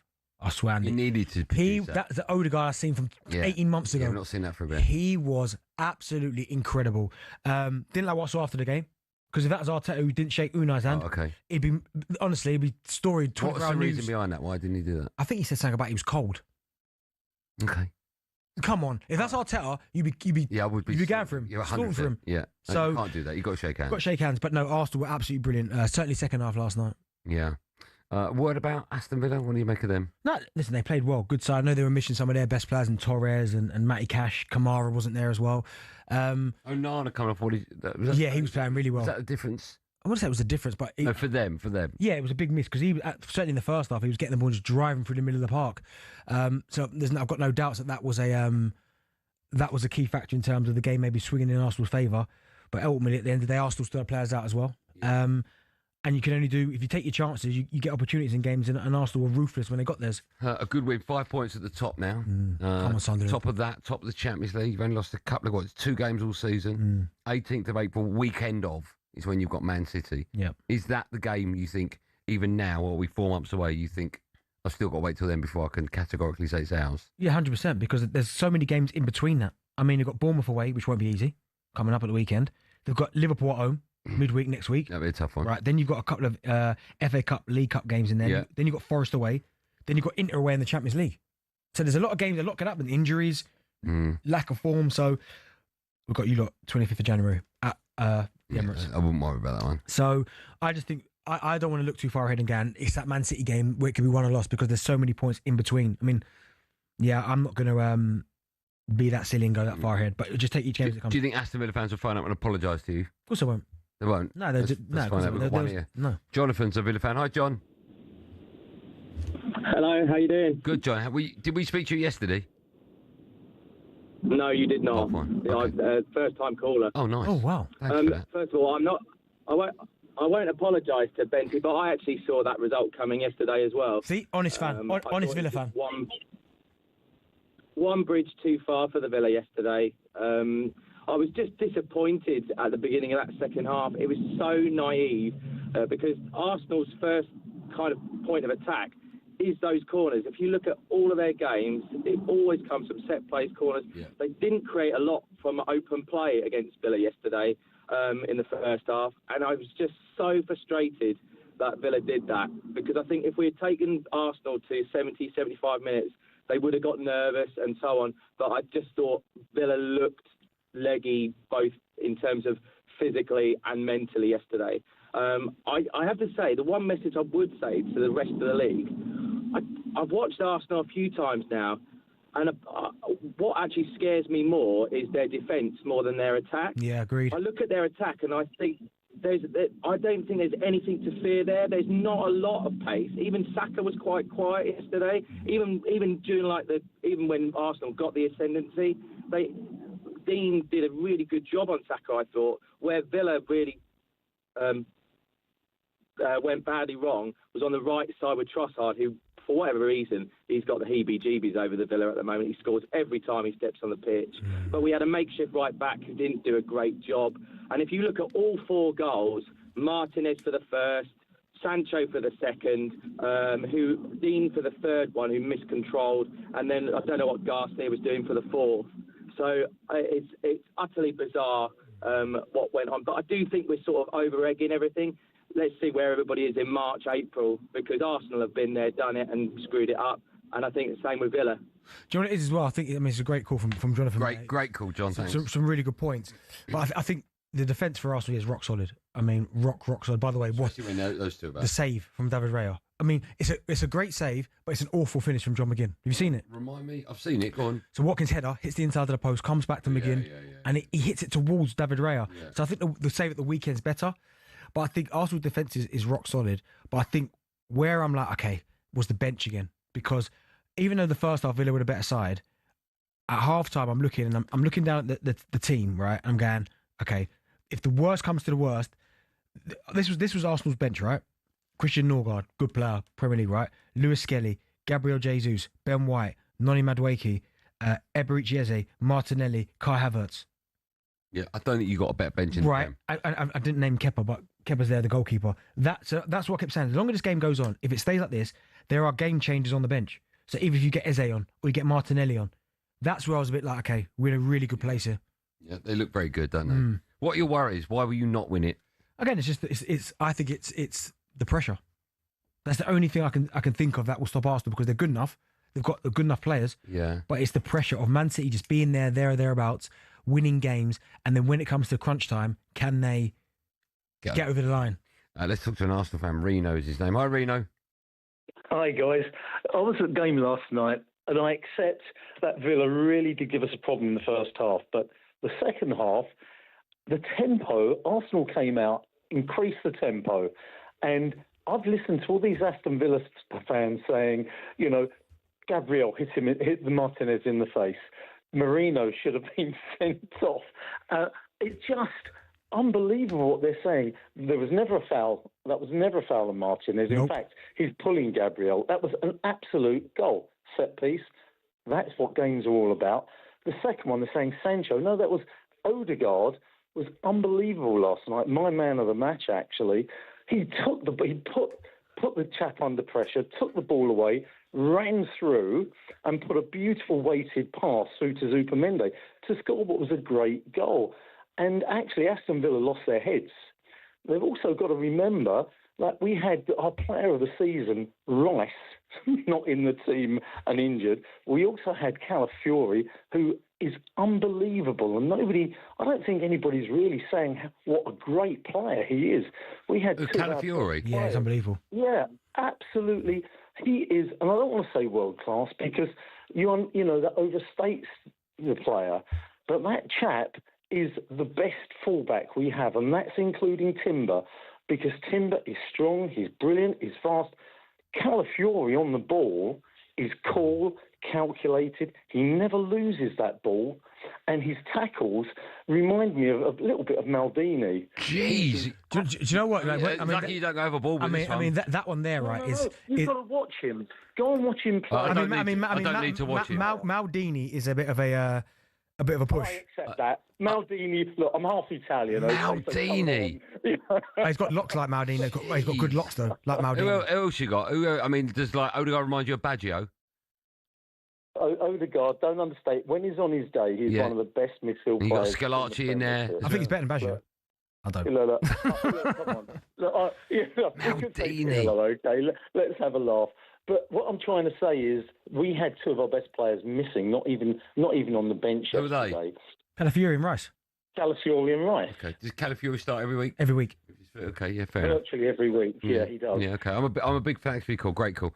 Big fan of Declan Rice, obviously. So yeah. But the reason why, because Maldini. I know that's mad. I came back this season expecting Lewis Skelly from what he did last season to start, and Calafiori scoring against Shulot day one has been faultless. So was that a ridiculous goal? Header, back post. I know. Who did he score from outside the area? That was last season, Man City. Oh, was it? Yeah. That was a ridiculous goal, wasn't it? Okay.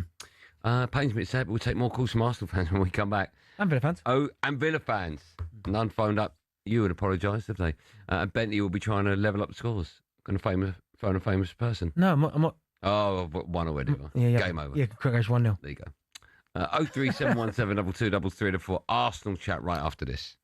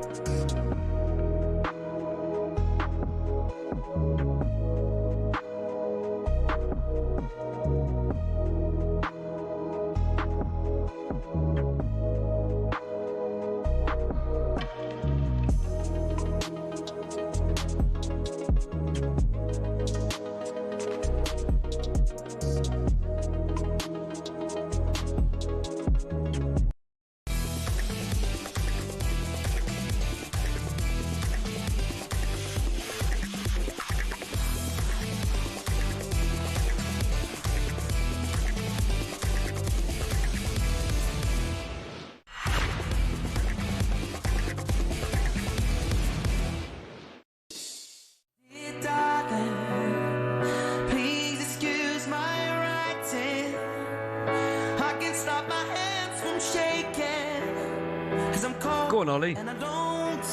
This is Ollie Murs, isn't it? Yeah, of course. What a nice guy he is, man.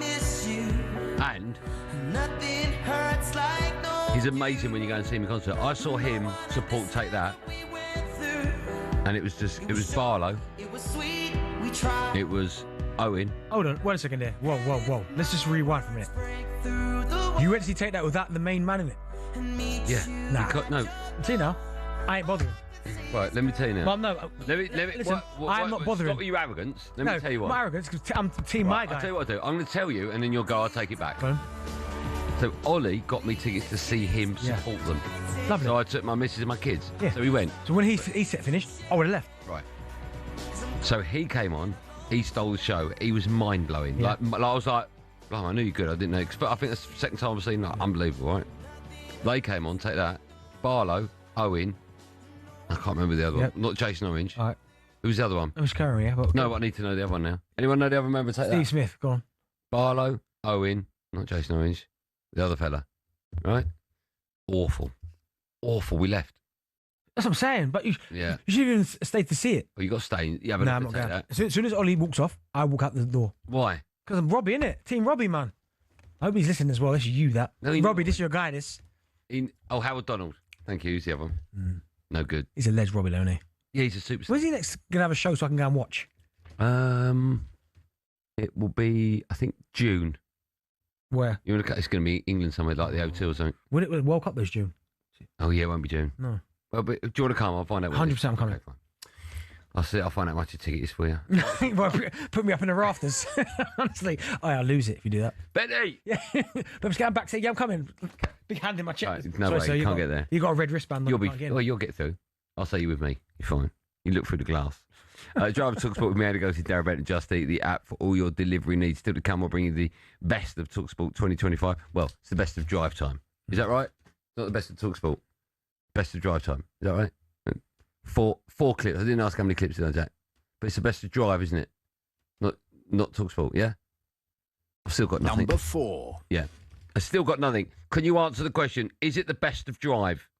Yes, thank you. Why are you two beefing so much now? Don't know. Just ask a question. It's so difficult. Jack's going one day. Jack is just going to pop, leave it. Well, Jack, answer the question. That's what I asked, Jack. Well, no, I didn't hear please in there.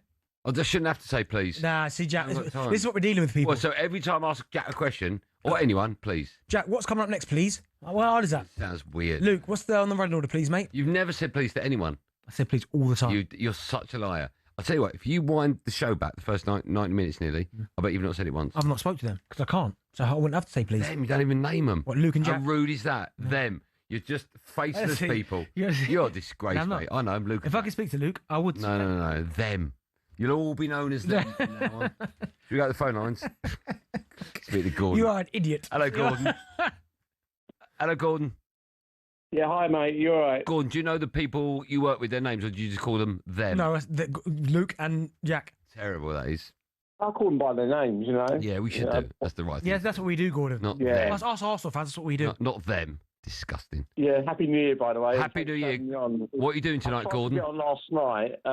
I was just talking about, want to talk about Arsenal. Like the first half of the game last night, our midfield was very open. I wanted, I would have much preferred Norgard starting in the middle instead of Marino. And I thought he was lucky also not to get sent off in the second half for a second booking.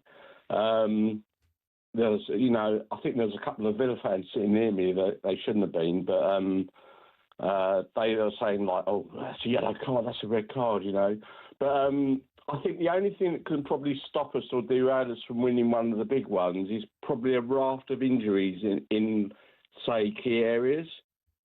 I don't know what you think about that. That's what I think is our main stumbling block. Do you know what, Gordon, right? And it's a good point you make, because I know people now are not going to want to hear injuries because of the squad and the money we spent. Okay, I understand that. But at one point, I think it was Sunderland earlier on in the season, right? Get violin out, Jack. No, I'm not. No, go on. No, I'm not making excuses because we dealt. But we dealt with it, right? But that particular game there, when we had Sunderland, right?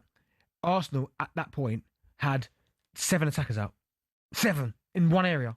And I don't care. I don't care if you've got the best squad in the world. No team can survive. Okay, take City. Imagine City had Haaland, Foden, Doku, Oscar Bob, Savinho.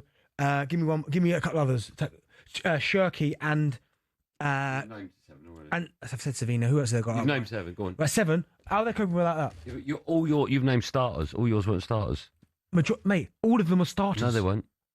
How much are they? Name me 7 that were out at the same time. Okay, 7 key players. No, attackers, you said. Attackers. At that time, there was no Havertz. Okay, yeah, he starts. No Jesus. Well, one of them doesn't Okay, start. but he's a big player. One of them doesn't. Okay, big player. Right, but one of them doesn't. Okay, Trossard. Was Trossard there? Well, he doesn't. Martinelli starts. No, he doesn't. Trossard starts. No, he doesn't. Either way, there was loads. I No, can't he remember. I can't remember the 7 attackers, but there was loads. Do you know what I mean? You challenge someone. Oh, Gyökeres was out. We had Moreno who started up top. What? Well, that's three number 9s. Right, no Odegaard. Right. Do you want me to keep going? Well, you said attackers. Okay, who play in attacking areas. No Madueke. He don't start. Yeah, but he's an attacker. He's an option. But you just named 6 City Okay, starters. no, I didn't. Well, okay, 6. Okay, Savinho, Haaland, Foden, Oscar Bob, Shirky, all start today. Well, 4 of them do. No, but they all start. I'll tell you what, make it 5 and I'll let you with it. And Doku, they all start today. That's why you have a squad. No, but I'm giving you 7 attackers. City would struggle as well. I'm just giving you not all starters. I just named 7 for City that don't You start. named 4 number 9s. Okay. Are yours. Marmouche as well. Yeah, but you named 4 9s. Only one can start if all 4 are fit. No, I don't. Jesus can play from the left. And what's Martinelli doing and Trossard doing? Martinelli was out. Didn't play. Damien is an Arsenal fan. Happy New Year, Damien. Happy New Year, lads. Great show as always. Oh, no, don't speak to Andy. He's talking on. What are you doing tonight? What are you doing tonight, my friend? Oh, I'm chilling, man. Chilling. Just finished work. Chilling. I like that. Chilling. Okay, hold on. Just chill, man. What, just you? What are you doing? Yeah, I just finished work. It's been a long Christmas period, you know. I'm just going to chill at home. Yeah, just take it in. And Watch a bit of telly? You know. Yeah, exactly. Just chill out, man. Okay. Yeah, man, let's let him chill. What are you asking him for? Sounds like a very nice... On me. Andy, why are you on me, man? On him, man. Just let him chill. Listen, my friend, you want me to be on you? I'll be on you, all right? That sounds weird. What would you like to say, my Arsenal friend? What would you like to say? Lads, I just want to touch on Gyökeres, you know. Jeez. Do you know what? I'm not having him, Bentley. I'm not having him. Like, do you know what?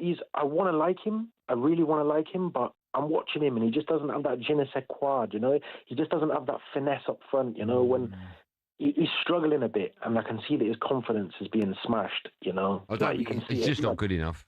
It's not so much that, but Jesus come off the bench last night. That's the problem. He scored in his first touch. Like, he scored in his first touch. You know what I mean? Like, And Gyökeres ain't scoring a goal like that. Striker, Benty, you know as a striker, your currency is goals, right? Like, Yeah. you know that's what you're bringing to the table as a striker, right? And for Arteta now to manoeuvre these waters going forward, whether he smashes Gyökeres' confidence by dropping him and raising Jesus by bringing him in, but the real issue I see is when Havertz comes back. It's not even an issue; it's a positive issue. But Arteta loves Havertz, and I'm telling you, I'm looking at this team, and I'm seeing Havertz. He's going to eat in this team. Like, I know before he kind of, you know, he was Arteta's kind of savior, but yeah, I don't know, man. I just think Gyökeres. I just think he's not good. I just don't think he's good enough. Damien, I've enjoyed speaking to you. I've got to let you go. I'm going to ask you 3 questions, but you can only answer with yes or no. Go on. Okay. Are you going to win the Premier League? Yes. Would you rather win the Prem than the Champions League? No. You'd rather win the Champions League, would you? Okay. And if Arteta doesn't win anything this season, will you keep him for another year? Yes. Okay.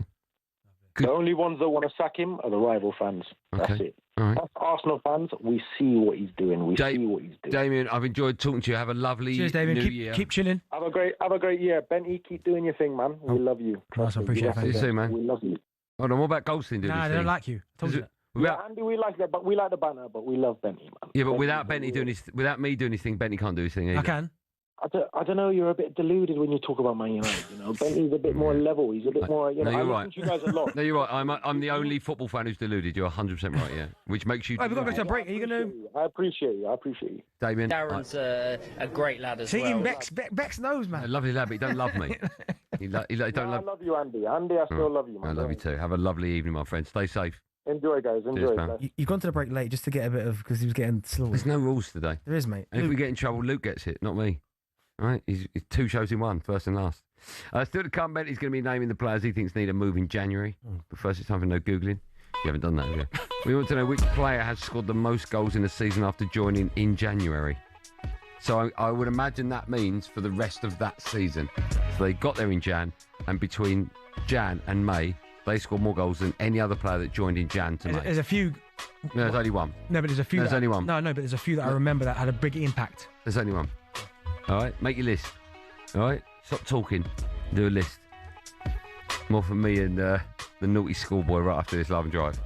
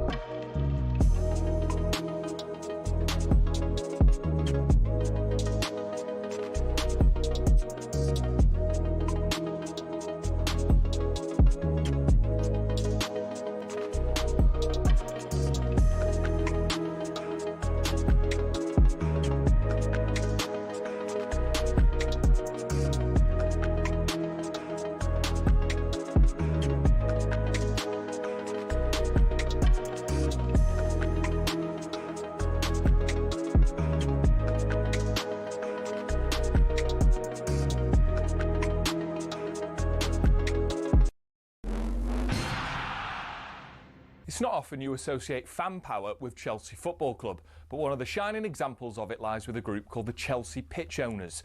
And they've proved to be the thorn in the side of owners past and present who've been dead set on moving stadiums to a larger, more lucrative piece of land.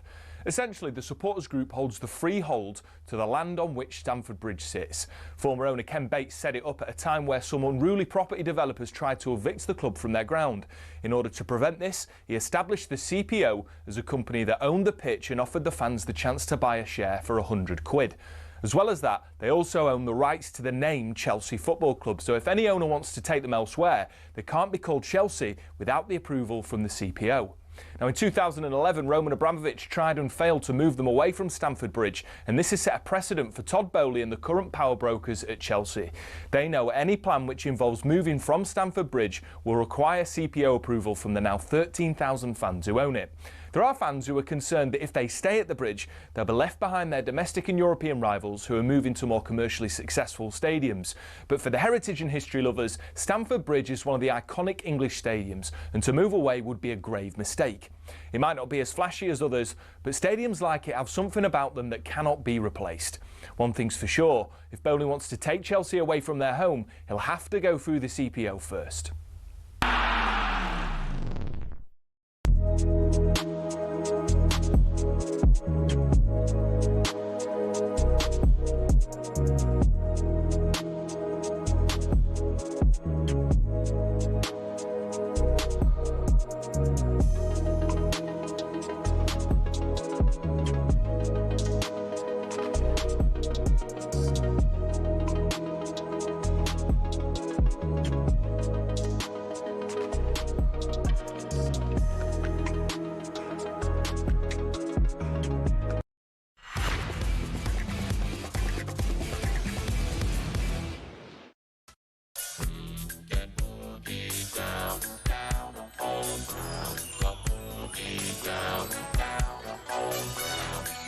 tell you what, Jack's playing some bangers today. Bangers. We've done the budget. We're doing it. Happy New Year's Eve, everyone. Just work it out, DB. How long left? How long left till New Year? 6.5 hours. 6:24, yeah. Do you remember when you were a kid, when you get to midnight and you try and jump in the air so you could say you're in the air for a year? Do you remember that? No. You remember that? No. Sorry. Anyone remember that? Some weird stuff that. Maybe I just did that.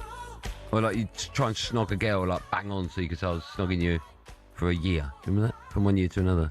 You remember that either? No. You did some weird stuff, didn't you? No, that's, normal kids do that. No, but they don't. Yeah, they do that. If I tell you what to do. The next time we have a caller, I will ask one of two questions, and they would have done that. What, jumped? Either jump or kiss. Okay. I'm telling you, you're the abnormal one. All right. All right. I still come. We want to hear your New Year's Eve resolutions or what you're doing tonight. All right, from 6. So can we clear the switchboard? Can we do that? Can we clear the switchboard? Because we now need lots and lots of people to phone up and tell us what they're up to tonight. Okay. Obviously, not just I'm staying in.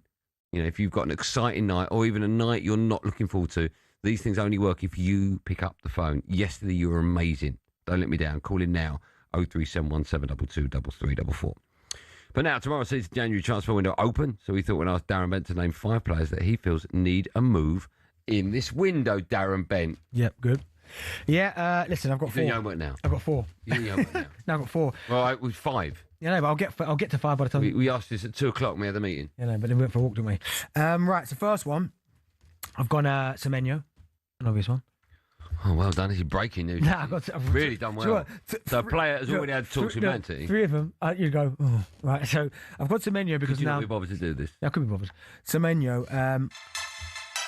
17:38. Yeah, okay. So I think Semenyo. Yeah, I think he needs a move now. I think he's in the form of his life. Absolutely incredible. Jack, he is in the form of his life. Yeah, right. incredible. Because so much has been made of him playing his last game, I don't even know where suits him the best. Now I understand why. Club? Yeah, I understand why you go to City. You're working with one of the greatest managers of all time. You get into a team that's successful. There's a clear identity into the way that they play. So I think Semenyo now, and to take his game to the next level, I think Pep can do that. Now it's either going to go one or two ways.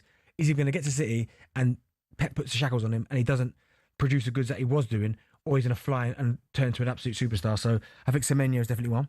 Does he start for Man City? Well, I mean, I think I look at City's teams and successful teams over the years. There's only about 3 or 4 that start every single week, and the rest are just rotatable, aren't they? Like there was a time which Ruben Diaz, obviously goalkeeper Edison, Ruben Diaz, Rodri, De Bruyne, Stones. and Haaland. Stones Potentially, yeah, but that was it. And then everyone else kind of just fit. Oh, Carl Walker was another one. Yeah. And then they just fit in pieces around him. So, but either way, he goes in to make their squad extremely strong. Another one. Brilliant. This one. So already people are blown away by this. Right, this one might surprise you, right? But I'm saying, listen, I don't want him to go anywhere. But I think for the sake of his development, playing games. I know you're going to say. Who? You name a goalkeeper. No. I thought you said James Trafford. I'm going to say Ethan Nwaneri. Now I love Ethan Nwaneri, right? Goodness. But mate, look what he's up against, right? So I love him, and I don't want him to be sold or leave or anything because he's that good, right? But he's up against Sacco, who plays on that right hand side. Madueke plays on that right hand side. Like Sacco's rarely injured. Madueke's just come back from injury. I just think rather than him sitting there, he's only 18 years old. You won't let him go. He's only 18 years old. You won't let him go. I understand that. 18 years old. The Max Down, I know he's got an injury now. He's out for a while. He was playing on that right hand side. So I just think for the sake of his development, don't sell him. Let him go somewhere and play football in the right system and where he can play some actual proper football. Under 21's football for me, under 23's, whatever you call it, isn't proper football for me.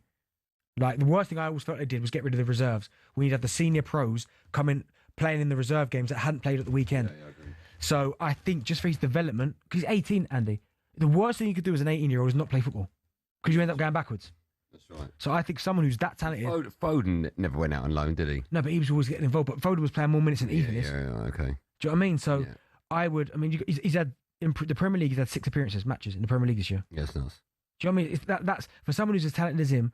That's not like Crystal Palace, like Brighton bench, Crystal Palace bench, Everton bench, Wolves bench, Club Brugge 19 minutes, Villa before that bench, Brentford bench. Do you know what I mean? He's got to play football. Okay. Happy with that one? Yeah, I'm happy with that one. Thank you. Have you put James Trafford in? No, but I mean, he's in there. But now do you know what I mean? He's got to move. I mean, they've just. Well, you only had 4, so No, he's in there. Oh, was he? Yeah. Oh, that's convenient. So you've still got 4 of you? I've got 5 now. Oh. So another I've gone right. Brennan Johnson, and right, he's in. No, but So are you aware what's going on in the sport? yeah, right. I am right. So you've named 2 players that have already agreed no, deals. But no, he hasn't agreed. That's why I'm saying he needs a move because he hasn't agreed to deal yet. He's saying they're saying you can go, and he's saying I'm not sure. If I was him, I would leave. Like, he's not getting many minutes. Like he should be almost. And I don't speak to all Spurs fans. I only know a few of them, right? And even though you don't know all of them, right? Let me write it down. That's breaking news. Yeah, so Bentley doesn't know every Spurs fan. Doesn't know. Thank you. Every Spurs fan. Right, thank you. Right. That's unbelievable breaking news. Yeah. Right. So, he should be. You score a winning goal in a European final. You should be go down as like, they're like, nah, you gotta go. It's weird. It's weird. Do you know what I mean? It's weird. Like.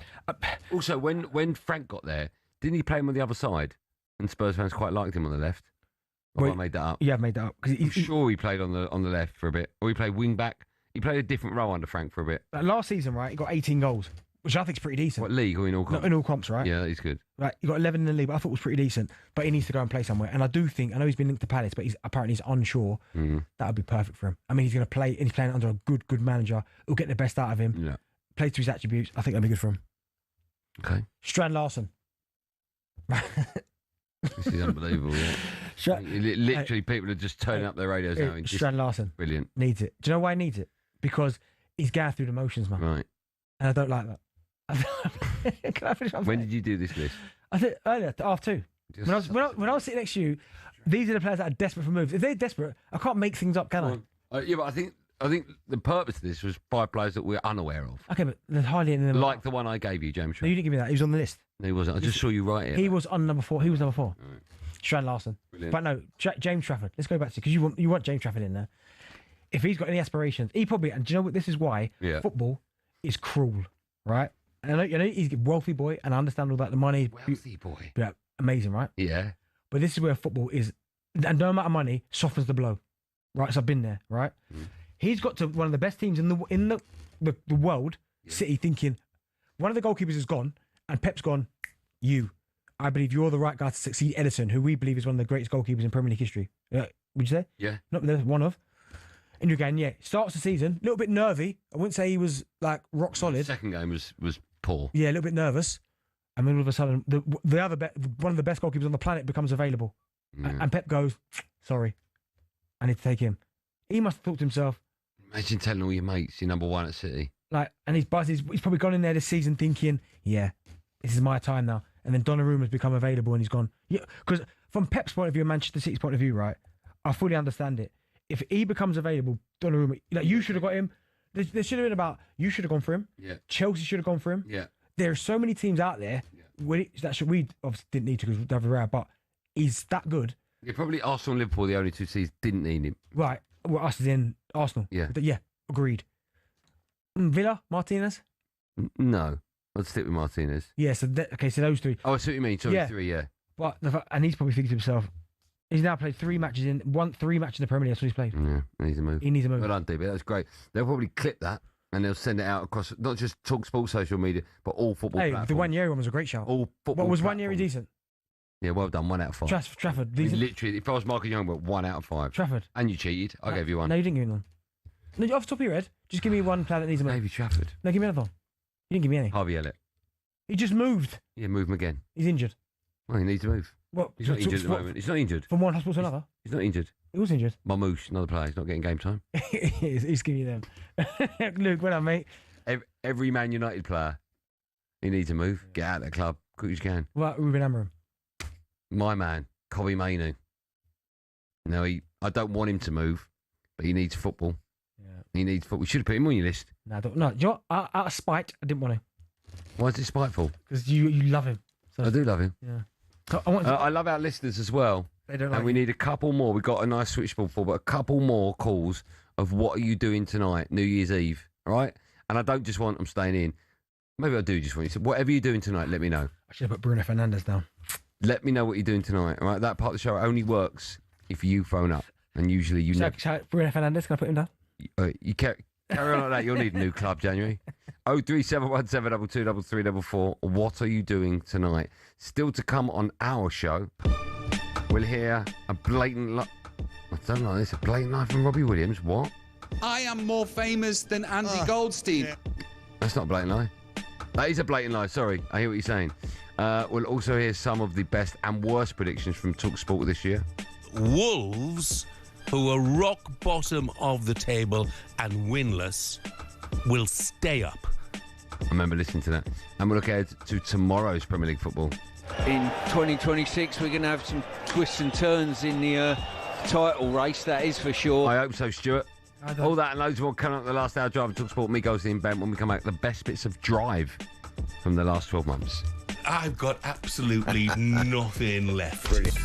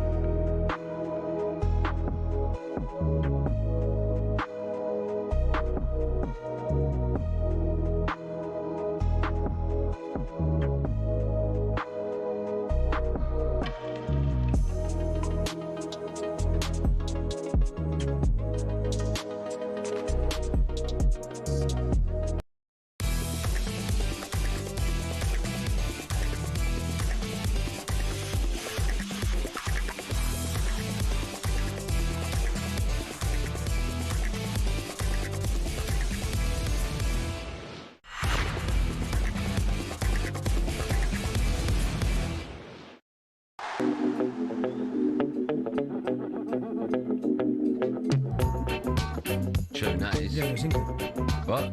You get this wrong. Robert. Yeah? Yeah. Robert what? M.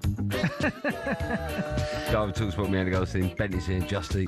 From vouchers to cash prizes, Champions League final tickets, there are millions of prizes to be won when you place an order. 18 plus terms apply.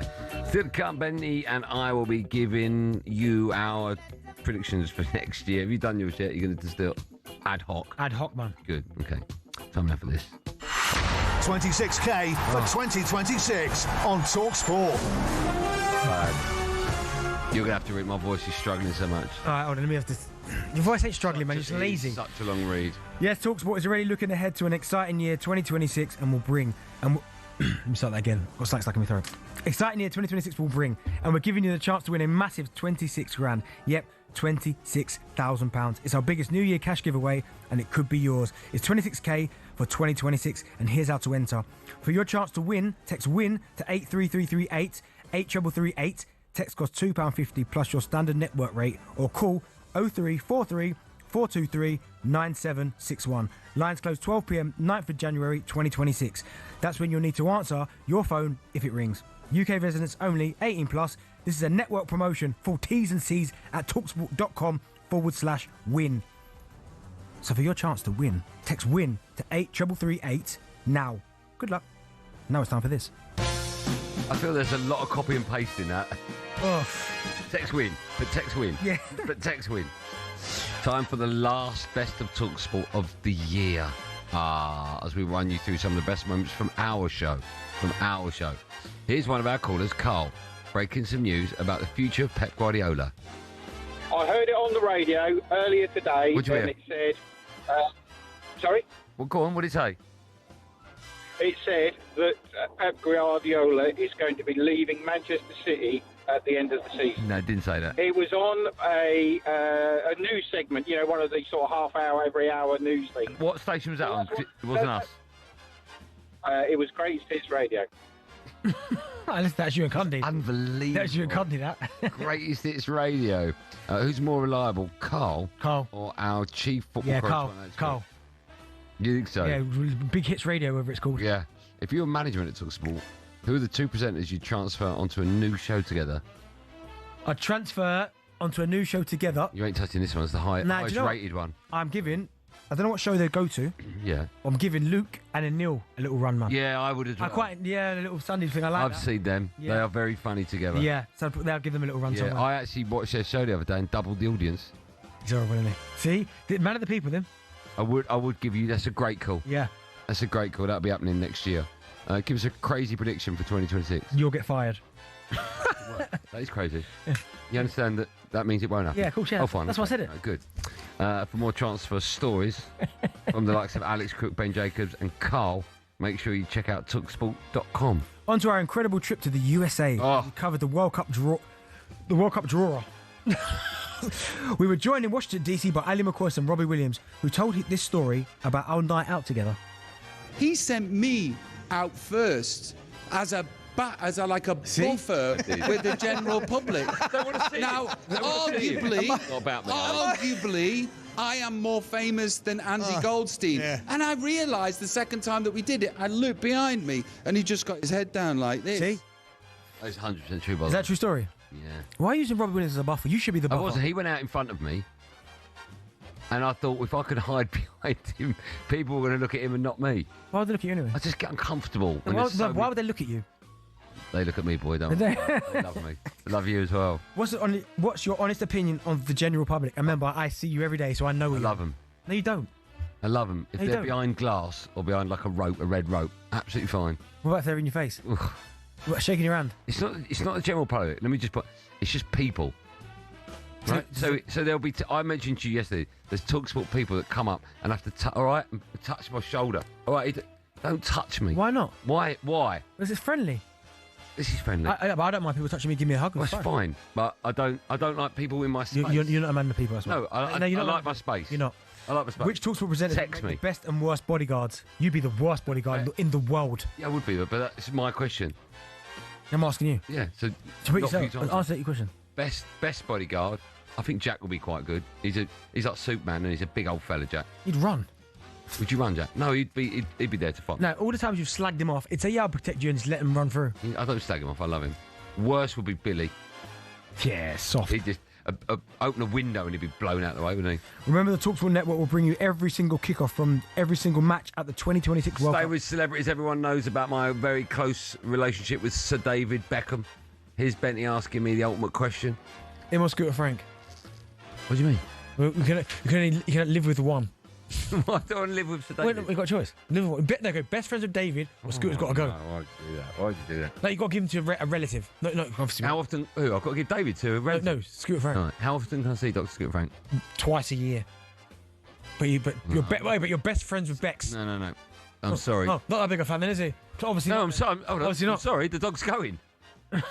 No, wait. Dog's disgrace. Never going. No. Would you babysit Dr. Scooter Frank for me if I asked? Yeah, of course I would. I wouldn't say it again. No, ask me. I'll do it for you. To ghost, isn't he? What do you think Bex is doing tonight? I reckon Bex is at home having a nice party. Probably cooked up some nice food. I'll probably make my way there about 8:30. So I'll let you know. All right. We've run out of time for the last. No, we haven't. We've got time. In fact, of course we've got time. We do what we want, right? Let's finish with everyone's favourite moment of 2025. Andy, this is you. Yeah, and Andy and I play darts every day at talkSPORT Towers, so here's us putting on a show at the talkSPORT World Darts Championship. So 2-2 again for Gabby Bono. He's hit it! Goldstein is gone!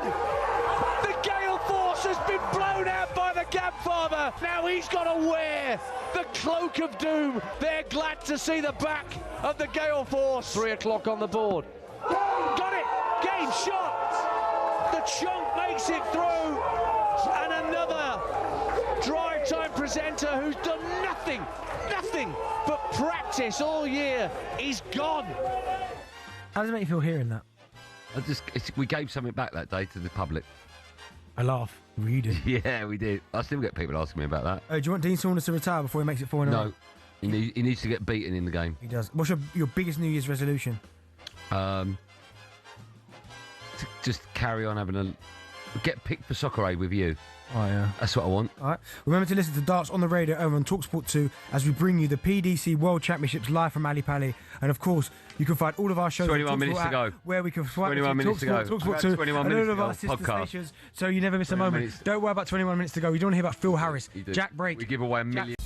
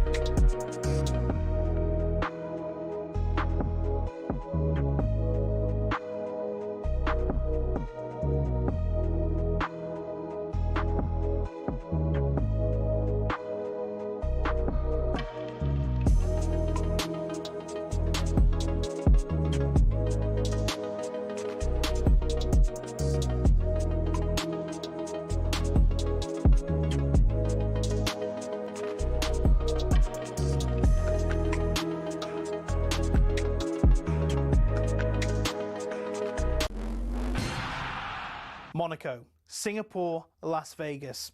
What do they all have in common? Well, they're all F1 street circuits. 20 years ago, the sports only visited 3 a year. From 2026, there'll be 10, despite the actual racing often being worse. So why? Why are there so many street circuits? Cars racing past the Casino Monte Carlo is one of the iconic images in all of sport. But in the last few years, it's been joined in the Street Circuit Club by the dazzling Grand Prix on the Las Vegas Strip, in Miami, Azerbaijan and others. And there's no sign of the trend slowing down. The streets of Madrid have also gotten involved, and there are conversations about Grand Prix in the capitals of Thailand and Rwanda. But fitting them in means we said goodbye to classic circuits like Hockenheim and Imola, angering fans who are still packing out the European tracks like Spa, the Hungaroring and Monza. And these generally produce more wheel-to-wheel action than street circuits too. At Silverstone in 2025, there were a total of 26 on-track overtakes. At Monaco, 4. I'm an F1 enthusiast. Even I struggle with that. But it appears to be a good step. In 2025, there was a record 2.3 million strong viewership for the Monaco Grand Prix in the US alone. Meanwhile, for the British Grand Prix several weeks later, 1.5 million tuned in. So why are we seeing this drive towards street circuits? Well, no prizes for guessing. Money. Formula One demands a fee of between $20 and $60 million for the rights to even hold an event. In total, including sponsorships, it's believed officials in Saudi Arabia pay almost $100 million for their race. The huge fees are possible because of the street track's city centre locations, as people staying at hotels at inflated prices and tourist sites brimming with visitors mean the cities rake the cash back in when the race comes to town. So it makes financial sense for Formula One and the cities, but will it cost the sport in the long run if F1 races are too boring? After all, nothing beats the roar of an F1 car as it flies through the forests of Europe, or mechanics watching a storm coming across the humid Asian countryside. Take that away and, well, you may as well just watch American IndyCar.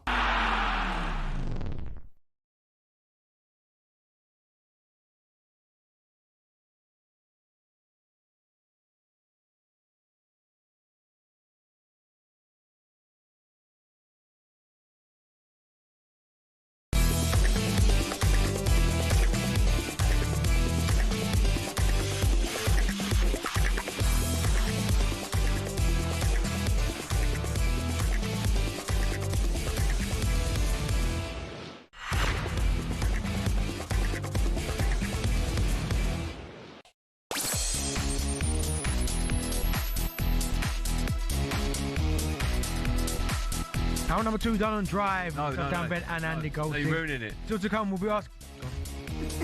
Just an hour left of the last show of Drive Time of 2025. We'll see you again in 2 days. See you again in 2 days, yeah. Still to come, we'll be asking what your New Year resolutions are and any funny stories you got as well. I'm told I got a nice switchboard, so well done. Always time for more, though. 03717222444. But now, before we take your call, to a reminder, there's a big old night of Premier League action tomorrow.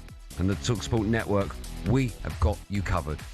The talkSPORT New Year's resolution. More goals, more games, more football, starting today. Good drop to Gehi. Gehi with a curler! What a moment! The games are thick and fast. I think we've had games 3 days, and it's been a nightmare. It's been hard to cope. Robinson's cross is a good one! And it's a header from Sasha Lukic. In towards the right, Ekatike through the legs of the goalkeeper. And he scores! They flick on, it's going to be 2, and it's Calvert-Lewin again! Dominic Calvert-Lewin has got a new lease of life playing with an extra strike partner up top. Respite for Thomas Frank as Tottenham come out on top in this London derby. Can't really see a style of play at the moment. Space here for Thiago, who's beaten the offside trap, got into the penalty area and smashed it into the roof of the net. Phone into the back post, scores! I think Manchester City realised the importance of keep turning the screw on Arsenal. Sunderland 1, Leeds United 1. I hope we'll use the previous experience away to get better in this game. Yeah, the Premier League title race is heating up. talkSPORT will bring you more exclusive commentaries next year, including Sunderland v Man City. That's at 8 p.m. on New Year's Day. Villa against Forest is on Saturday lunchtime. And a reminder, all 10 Premier League games next week. City Brighton, Palace Villa next Tuesday, Arsenal Liverpool next Thursday as well.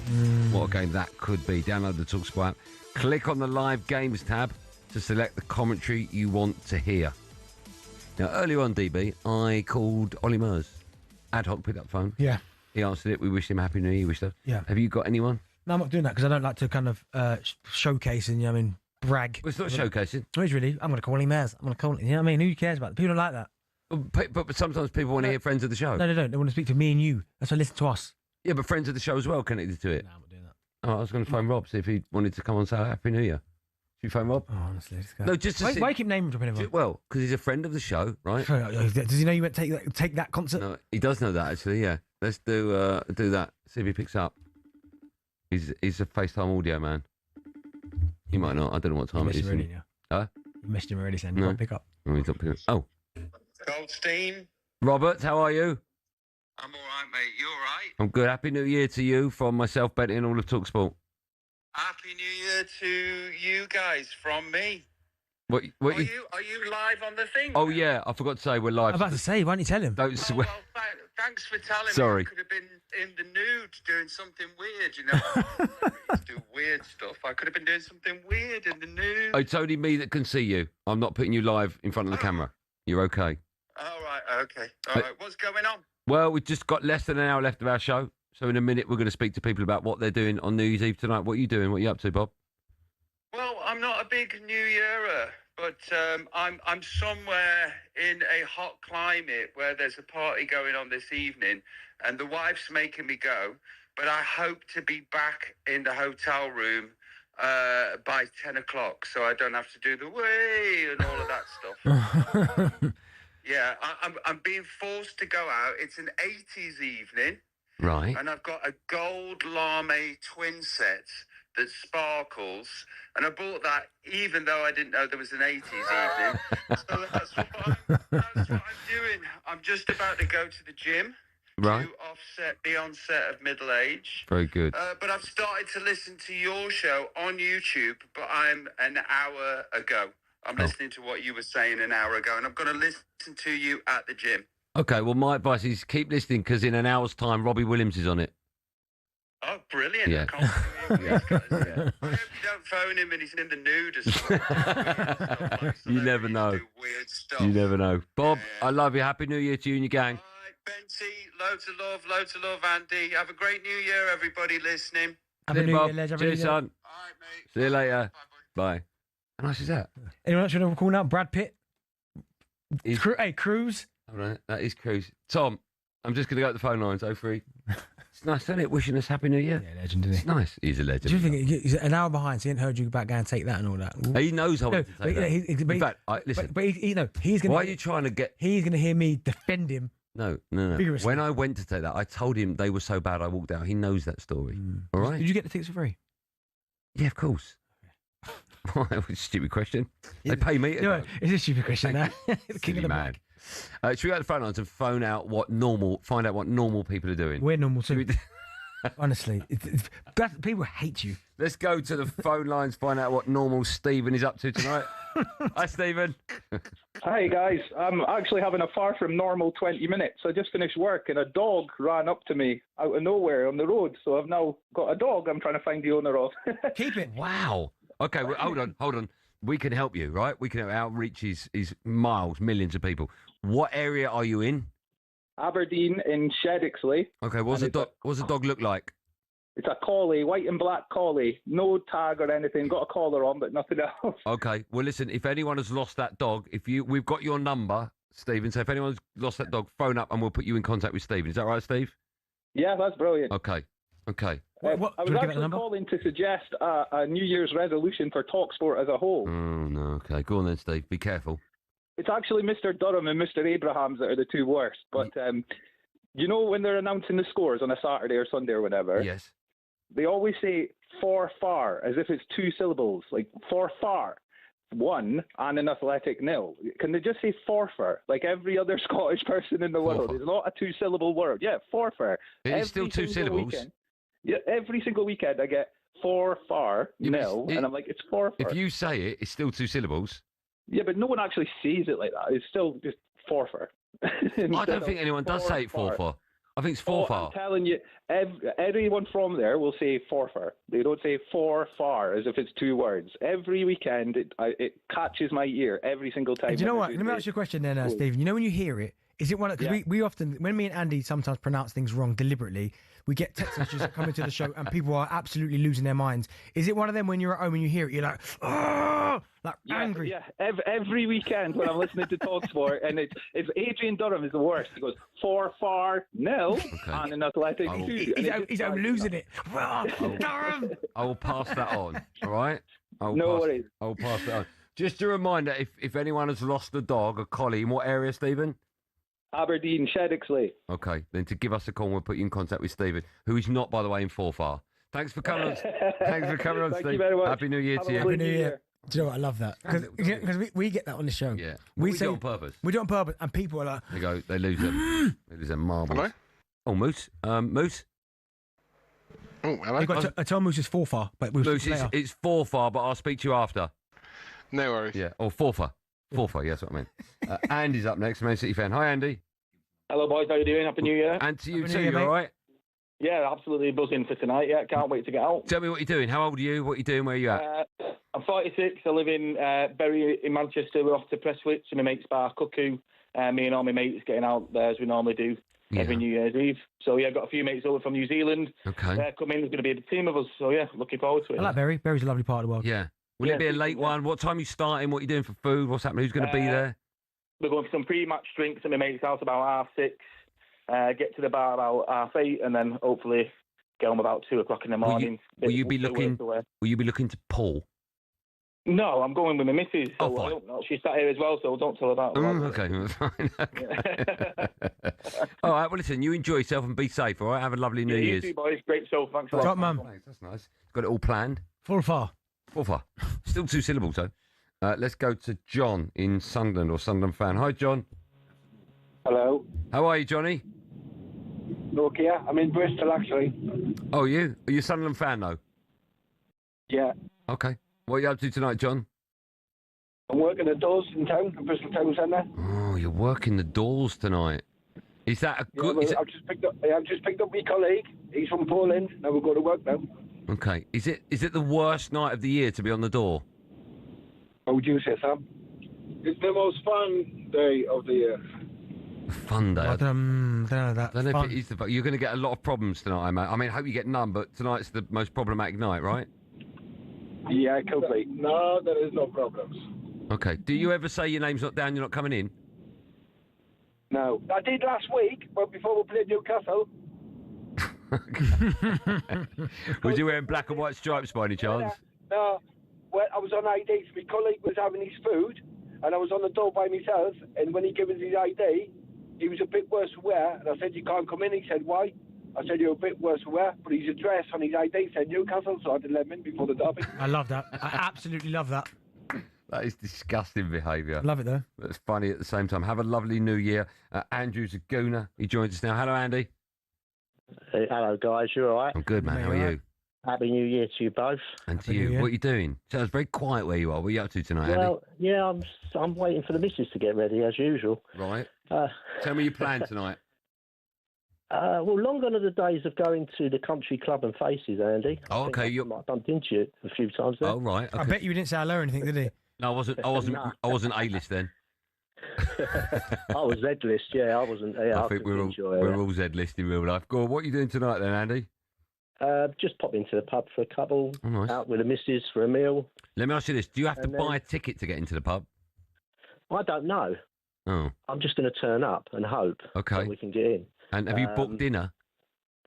I have booked dinner, yeah. Oh, very nice. Okay, what time is that from and to? Where are you celebrating? Just going out for something to eat, 8:30 till about 10 probably, then pop into someone's house for a few drinks, and that'll do me. That sounds like a nice, relaxed, chilled out evening. It is. Okay, well, be safe and have a lovely evening. Happy New Year to you. You too, guys. Keep the good work up. Cheers, Andy. Appreciate it. Thank you. Bye. It's nice, isn't it? See? Speak to the common people. It's lovely. You can find... It's nice to find out that the people we spoke to are having a nice night. Yeah. Isn't that nice? Yeah? That's brilliant about Sunderland fan, not letting him in. Yeah, that's great. That is good. That is good. Have you got your Remy Martin sorted out, or whatever drink you have? No, I bought a fresh bottle of Hennessy, black. What's this one here? So this is an individual brand. It's called not open, by the way. No, WV Baker and Co. Yeah. No, and see what is it? Yeah, but it's old rare. It's called Old Rare Old Single Estate Cognac. It's a cognac. It's a limited release. All right. But obviously Hennessy is my. Is that what you'll be having tonight? Will you toast it? No, I'm Hennessy. You have it. Okay. Fresh in there. You can have some of that. Now I spoke to. I know we're over. It doesn't matter. I spoke to Jack before. Jack's just having a nice chilled one. I don't know what Luke is doing. Luke, are you out tonight? Luke's. He's got options. So Luke's options would be go around his mate's house and watch Arsenal 1993 FA Cup. No, I'm not gonna ask you. That scared the absolute life out of me. What happened there? Apologise if that scared the life out of you. That was. I nearly swore. That was. Jack, are you all right? Jack, what happened? Okay.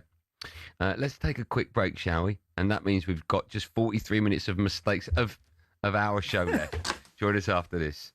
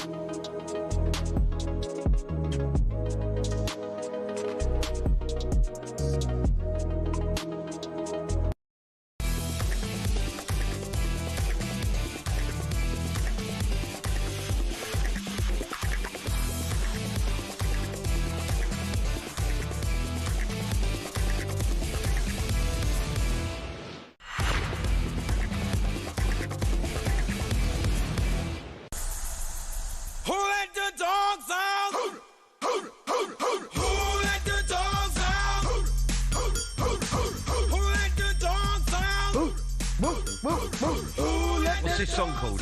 Can you remember? No? It's Driver Talk Sport with me, Andy Goldstein Darren Bent. Just the order on the app today. You can win one of millions. Baha Men. Can I finish this? They pay our wages. You can win one of millions of prizes, 18 plus terms apply. Still to come, we're looking at tomorrow's match in the Premier League. Just quickly, Man United are interested in Palace forward Mateta. No, that's not the answer. Right, it's time. Now, yesterday we did like a big drive time thing. Do you remember? We didn't have any music surrounding it, no production. We've got another big thing coming up. I'm guessing. I'll build up to it. I'm guessing they've done that. Time now for me and Benny to present our 2026 drive predictions. So it's the 1738. music for the other one. Is it Fetty? Fetty? Is he the one who says it? Fetty Wap? So the categories are Premier League winners, Wap. Champions League winners, FA Cup winners, League Cup winner, World Cup winner, League Cup winner. Are we doing that? Relegation bottom three. Also discuss the drive guest prediction. Who is coming on the show? Lots to talk about. So let's go. Let's cut the music, Jack, if you don't mind. So you want the production, then you want to just cut the music? Well, I think it's weird. If you're a show that doesn't have music bubbling underneath all the time, it's weird. Premier League winners. I mean, obviously you're going to go. I'm gonna go Arsenal. Okay. Is that it? Oh, you want a bit of production underneath? I just think Arsenal. I think finally it's their time. I'm saying it, I'm smiling because I'm hoping more than anything. I know you are. Yeah, if you ask me a question in terms of percentage, what? Okay, I will. What percentage? What in? No, you're sure? No, I hadn't finished. All right. Like in terms of hope or belief. Okay. What percentage in terms of hope belief? 50-50, man. Really? So 50% hoping, 50% belief. So you're only 50% sure you're going to win it? Yeah. Wow, that's low. Nervous. Yeah, because of the last 3 years. Yeah, I know. I mean, last 20 years. Yeah, so... I think Man City are going to win it. Okay. Right, and that's not me saying... I mean, I'd rather you win it. You don't want that. I thought Man City win it. I'm Man United. I thought Man City win it. But I think they'll smash Sunderland. Yeah. Or beat Sunderland. Let's be realistic. I think they'll beat Sunderland. Tough team to beat, obviously, especially at their gaff. And then the gap's 2 points. And I just think that 2 point gap with 4 months to go. City have got Sunderland away and Chelsea at home. No, the Chelsea one won't be an easy one, but Man City just make everyone. There are no easy games. No, there's not. But Man City just make everything look easy. Yeah. Me. But I just think experience will play a huge part in it, and I think Well, I'd like to think Arsenal got enough experience. They've been nearly there the last 3 years. As in experience of winning it. Yeah. To get you over the line. But you get experience by doing it. So hopefully this is the year. Yeah, but if you haven't done it, you need experience to get it. Yeah. Well, no, because at some point... I'll give you my answer. I didn't argue with you. No, but everyone's got a first. To become experienced, you need to do it the first time. Yeah, I don't think you will do that. Okay. All right. So I'm going Man City. Champions League winners. Don't say Arsenal, for God's sake. Yeah. Champions League winners, right? Yeah. I think Manchester City. Okay, tell me why. I'm looking at Real Madrid, and there seems to be a lot going on there. Alonso, Vinicius Jr., there's problems there. The dynamics of the team ain't right. I just think they're almost quietly going under the radar in the Champions League, Man City. Now, I know they've only won it, what? Once under Pep? Once ever, right? Once ever, yeah. But still, I'm looking at it, and they're currently fourth, right? I just think with the league and on the squad they've got, I've got this funny feeling Man City might. I think they're going to win one or the other, and I think Arsenal will do the other. So if Man City win the league, I think Arsenal win the Champions League. That's fair. And if vice versa. I think and I hope Bayern Munich win it. Okay, yeah. For Harry Kane. I think. Why for Harry Kane? What do you mean? I'm a big Harry Kane fan. I'd love to see him win it. That's weird. Why? He's got no connection to your club whatsoever. No, he looks like a nice bloke. He's England captain. I want him to win something. So I want him to win the Champions League. Weird that. Why? Well, it means an English side don't win it. The last thing I want is an English team winning it. Okay. Right? Mm-hmm. It's Harry Kane. Don't you want to see someone else do well? See, that's the difference. No. I'm happy for someone to do well. I want Arsenal to win it. I want Arsenal to win it. You're a disgrace. And but you went, that's a bit weird. It is weird. Right, if it's not Arsenal, who do you want to win it? Carabag. Okay, fine. That's the difference. I've got an affiliation with Harry Kane. What affiliation is that?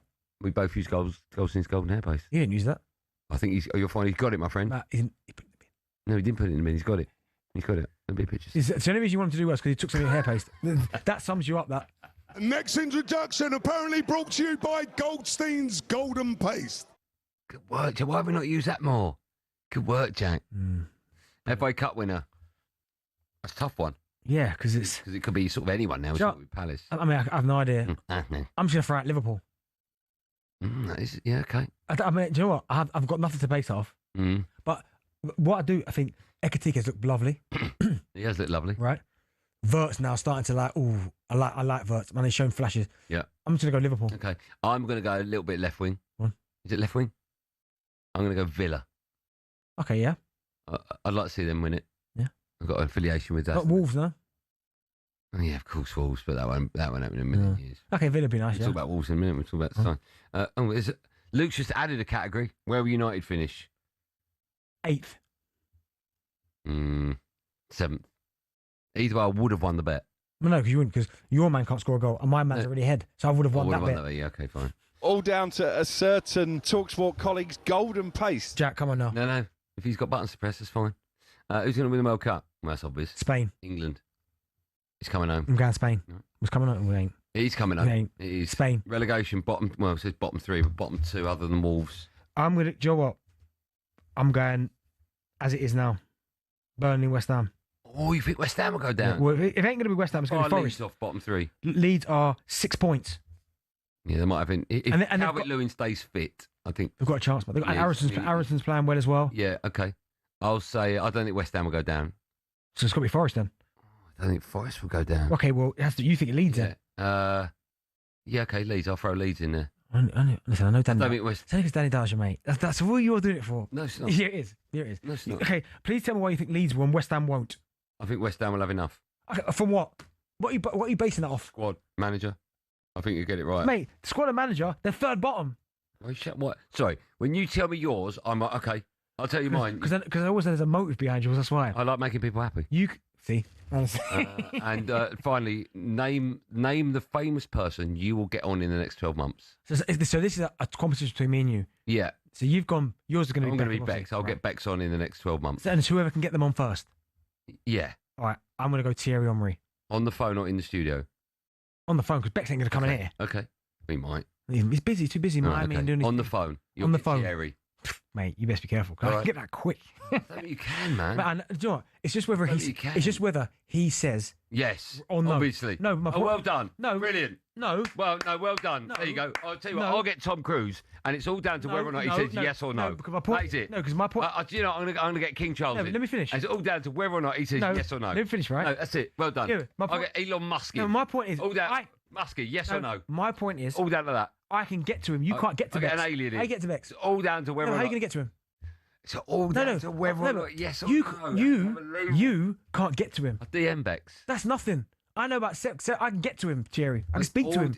If he says no, he's not coming in. I'll beat you. I know for a fact. You won't beat me. I know for a fact I'll win this. I'll get Bex in. He won't let me down. Yeah, I love Andy. Thanks, Dave. No, he doesn't. Love you too, David. Sir David. So he didn't even get his name right. Sir David. That's because when I speak to him on the phone, it's Dave.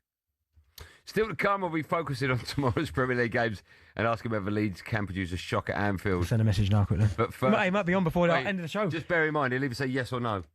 First, it's time for No Googling. Last one of the year. We want to know which club has the most New Year's Day wins in the Premier League. I'll give you a clue. Luke wrote this question. last 30 minutes of drive coming up after this.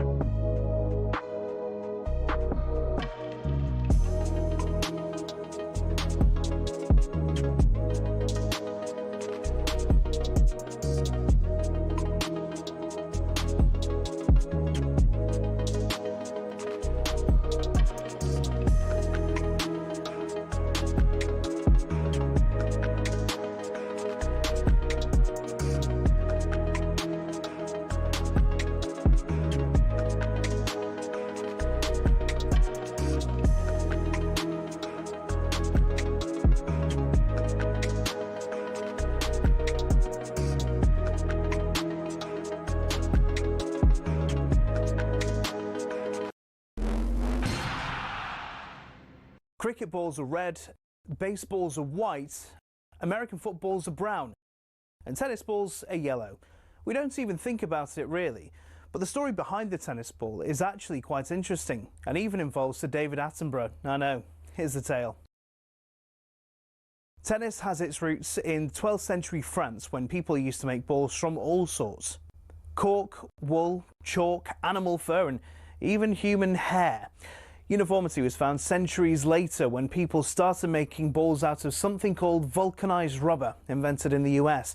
But the balls kept on breaking, so a British lawyer, who also loved tennis, suggested they put a flannel covering on the outside, and thus the tennis ball as we know it was born.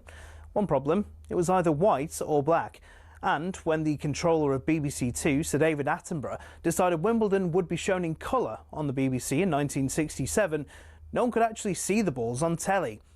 So the International Tennis Federation went away and created a new colour called Optic Yellow, which would show up without the need for a 4K LED display. Not that anyone had that in the 1960s, of course. Since then, all tennis balls have been covered in that material and have their trademark colour for that exact reason. Amateur tennis players and dogs worldwide are forever grateful. You could say the ITF aced it.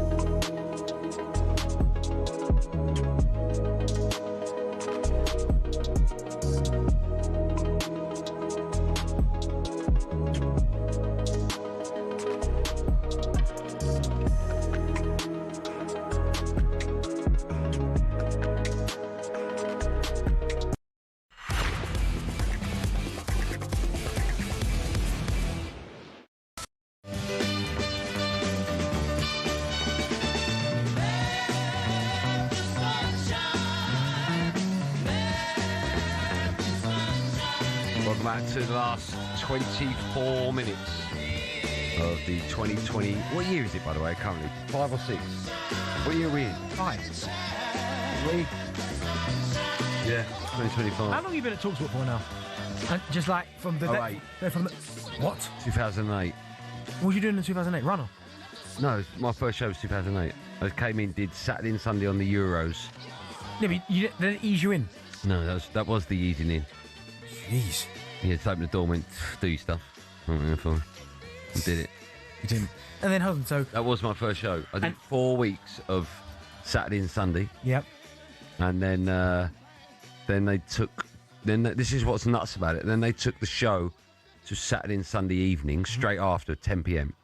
But at the time, at talkSPORT, 10 p.m. weekdays was not sport at all.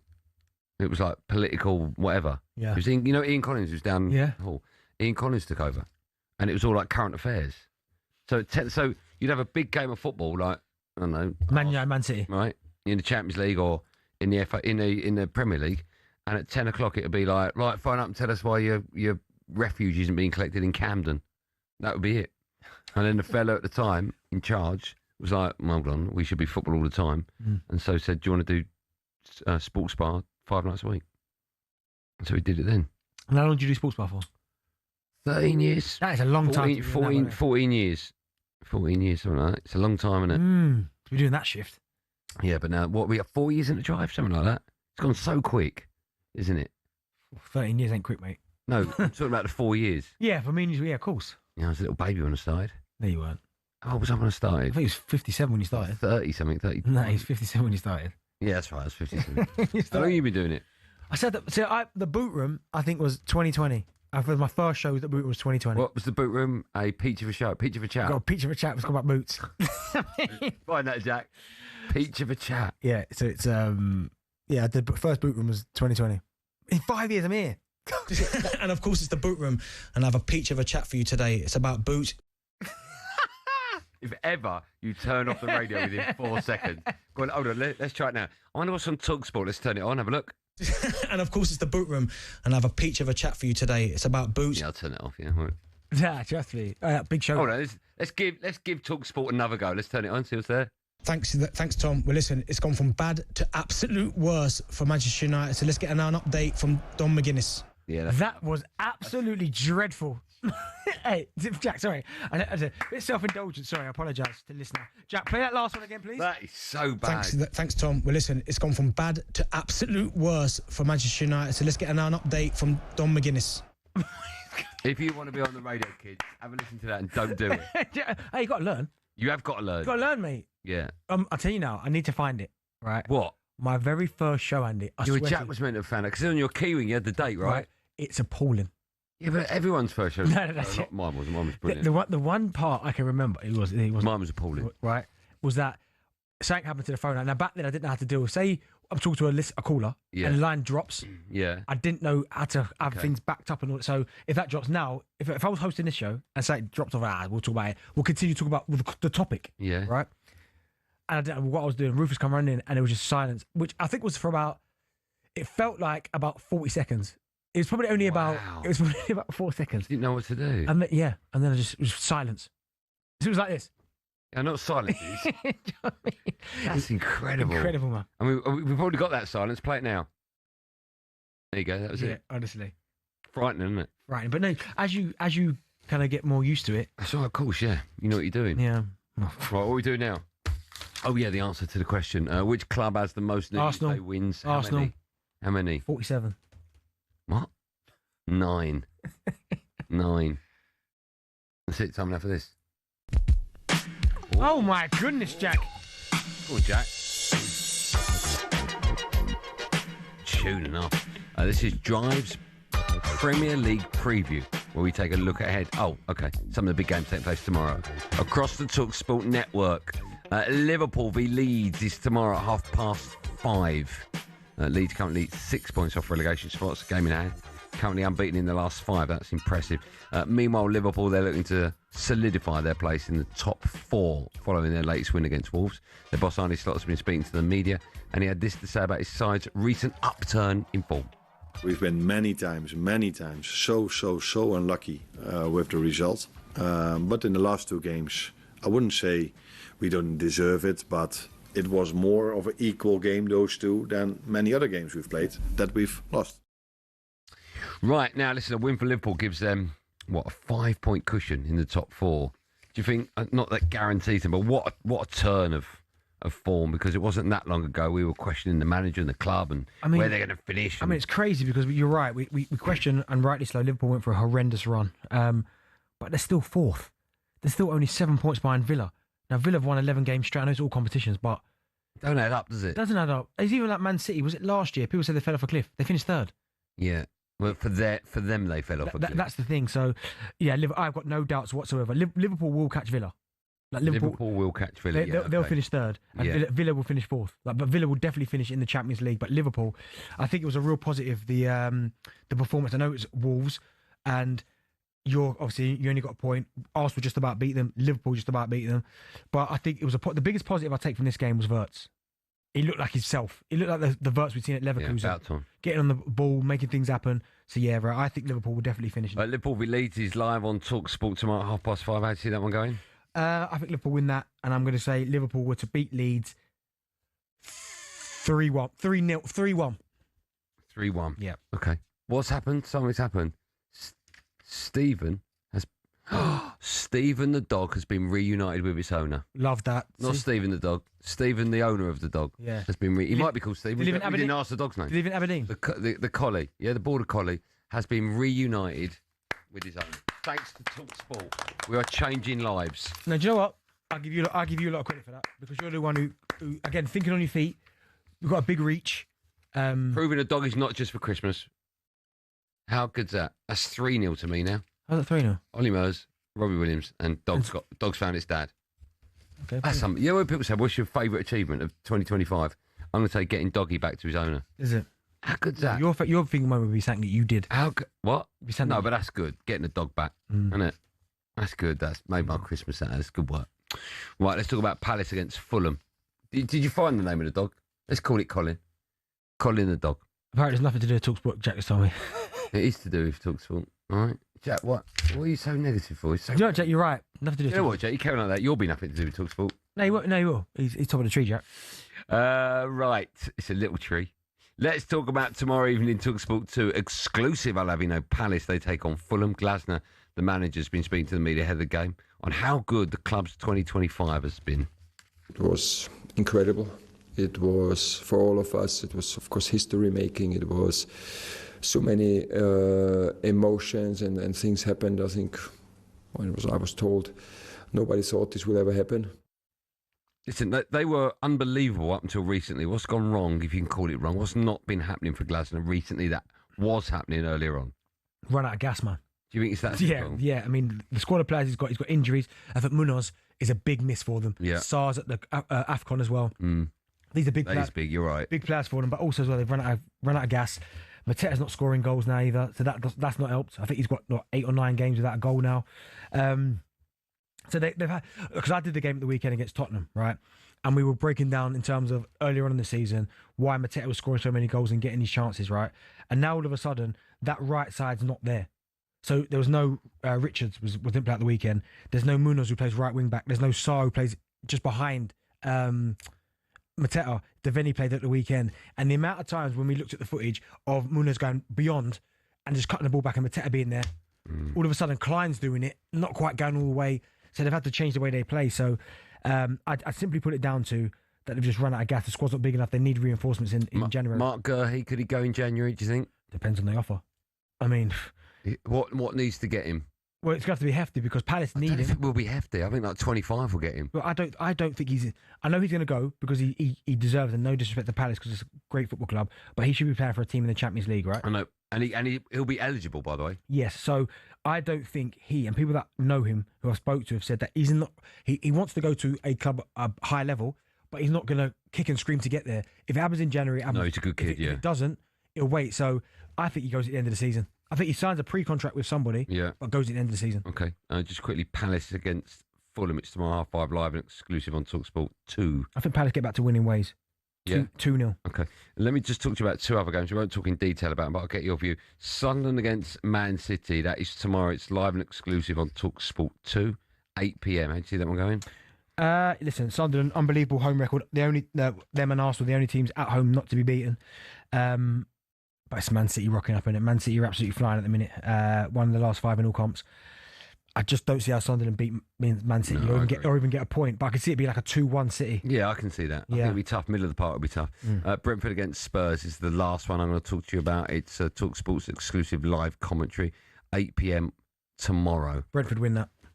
I think Brentford win that. Spurs are so inconsistent. I mean, they beat Palace at the weekend. A couple of goals disallowed with Charlton offsides, but that's a surprise. But Brentford, I mean, Sharda, I think what's the striker Thiago. Yeah, I just Keith think, Andrews working. Yeah, I just apologise to Keith Andrews. When we come back, we will for the last time have the very last end of show quiz, which I'm led to. For the last time. This year. Oh, this year. Everything's last time this year. Is Millie Thatcher coming in? Or is it you, Luke? Luke's coming in. Part of your favourite duo. Luke and Neil. What's the show called?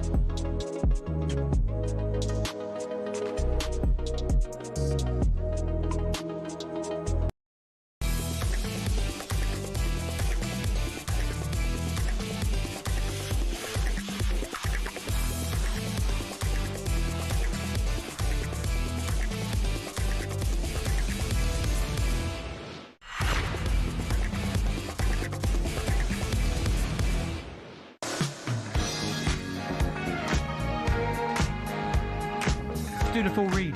Shut up. Go on, talkSPORT. Here we go. Darren Bent and Just Eat. Right now, there are millions of prizes to be won.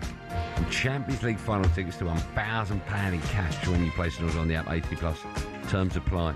In a moment, we'll say hello to our producer for the day, the superstar that is Luke. But first, it's time for this. 26k for 2026 on talkSPORT. Right, I'm going to do it in my own style because I haven't got enough voice. Which is no style, but go on. All you need to know is you can win £26,000, which is a ridiculous amount of money. £26,000. All you got to do to enter is just text in. That is it. Honestly, nothing could be simpler. Just text the word WIN, W-I-N, for your chance to win to 83338. That is it. For your chance to win 26 grand, text WIN to 83338. A text costs you £2.50 plus your standard network rate, or you can call 0343 423 9761. Lines close at 12 p.m. on the 9th of Jan. That's where you need to answer your phone when it rings. UK residents only 18+. There is a network promotion. This is full T's and C's at talksport.com/win. A reminder, if you want a chance to win 26 grand, a crazy amount of money, text the word WIN to 83338 now. Luke is in the studio. How are you? My voice just can't handle that. Take that, Lukey Luke, so don't forget it. Why are you smashing the iPad? Are you alright, Luke? Oh, hold on, your mic's not on yet. Takes Jack an hour. How are you, Luke? I'm very well. You've produced today's show. Yeah, it's been a great moment producing you two on Drive. My Drive debut. So is it? Well, thank you very much. You've been absolutely faultless. Outstanding. Oh, thanks, guys. I appreciate it. What's it been like working with a superstar and Bentley? It's been great. Yeah, Bentley's been fantastic. Lukey. Wonderful yourself. Good producer. Oh, it's the Arsenal connection. Yeah. 100% it's the Arsenal connection. Oh, you got a quiz in front of you. I have. What are we doing for the quiz? Well, as it's New Year's Eve, we thought we'd do a quiz on the... How's your day been, by the way? We don't care, Luke. No. Just some things don't change, right? So yeah, it's the end of show quiz at the end of the year. Hold on, before we do it. Go on. You do a show with Anil. I do. How can people listen to that show? It's a wonderful show. Oh, thank you very much. How can people hear it? When are you next on? We are on Sunday. We are live on Colourful Radio from 7 till 9, the first one of the year. Loads of fun stuff. But Andy said he'd come on. Andy told me he'd promised me he'll come on in 2026. Okay, here we go. So he has got literally the whole year. Yeah. To get out. I bet he doesn't get on. I will come on. I will. It'll be great. Good. Okay, good luck with that. Right, what are we doing? So we are doing the end of show quiz. We're going to give you a question from the months, one per month this year, and you're going to give me the answer. All right. Now, as you're 3-0 up because you managed to get the Dog Found, Robbie Williams and Ollie Murs on the show, it's only right that you go first. Yes, it's only right. Yeah, is it multiple choice or just answer? No, just answer. Okay, good. I like it. All right. Yeah. You keep me score? I will keep a score. All right, okay. Last quiz of the year. I'm looking forward to it. Let's start with January. Okay. Tends to be out. Can I ask? You can ask. I think I'm right in saying that Minnie Thatcher put this together and left out the month of May. Are you aware of that? No, but until someone told him. I didn't even know that. Is that true? That is true. Okay. That's brilliant. Yeah. It's on here. Right, let's start with January. Who did Luke Littler beat in 2025 PDC World Darts Final to become the youngest ever winner of the competition? Van Gerwen. Correct. 1-0 to Goldstein. Do you know that? Do you know Yeah, of course I know. We were there. Oh, yeah. Okay. February, Benty. Is it all sport? No. As this question will see. At the 2025 Grammy Awards, who won the award for Album of the Year? Beyonce. Correct. 1-1. No help here. Is there definitely no help? No. Jack, no help? Okay, good boy. March. And here we go. Never liked March. Newcastle ended their 70-year drought by beating Liverpool in the Carabao Cup final. Who scored the opening goal in that game? Isak. Incorrect. Dan Burn. Correct. Isak Yeah, scored of course, the second. yeah. I'll take that one. Extra No, it's nothing on offer. April, Benty, back to you. Yep. Rory McIlroy got his career Grand So it's Slam. all sport, is it? Pardon? No, mine wasn't sport. Oh, it's the only one that was sport. By winning the 2025 Masters, but who did he beat in the playoff? Scotty Scheffler. No. Who? Steele? What's the matter with you? I don't watch golf. That's embarrassing. Who's then? Tell him. Go on. Yeah. You don't know. Bryson Shammo. It was Justin Rose. Rosie. Rosie, yeah. I thought that was Andy, back to you. In May, the largest concert for a female artist was held in Brazil with a free concert for 2.5 million people. But who was the artist? Swift. No. No, I'm going to give him my Swift answer. No. Oh, No. interesting. No, it's wrong. It is wrong. It's not Swift. No, it's He's not. giving me a Swift answer. What is it? What's your... Beyonce. It's Swift. No. It's not Swift. It's not Beyonce. Who is it? Lady Gaga. Okay, I knew that. Bloody- I've just read this quiz out. Ted, you can tell Teddy's read some of these questions. Ready? In June, we had Glastonbury 2025. But can you name 2 of the 3 main headliners? McCartney? No. No. I've still got 2 guesses, though. Is it Rolling Stones? No. No. Elton John. No. 2025. Oh, my mates.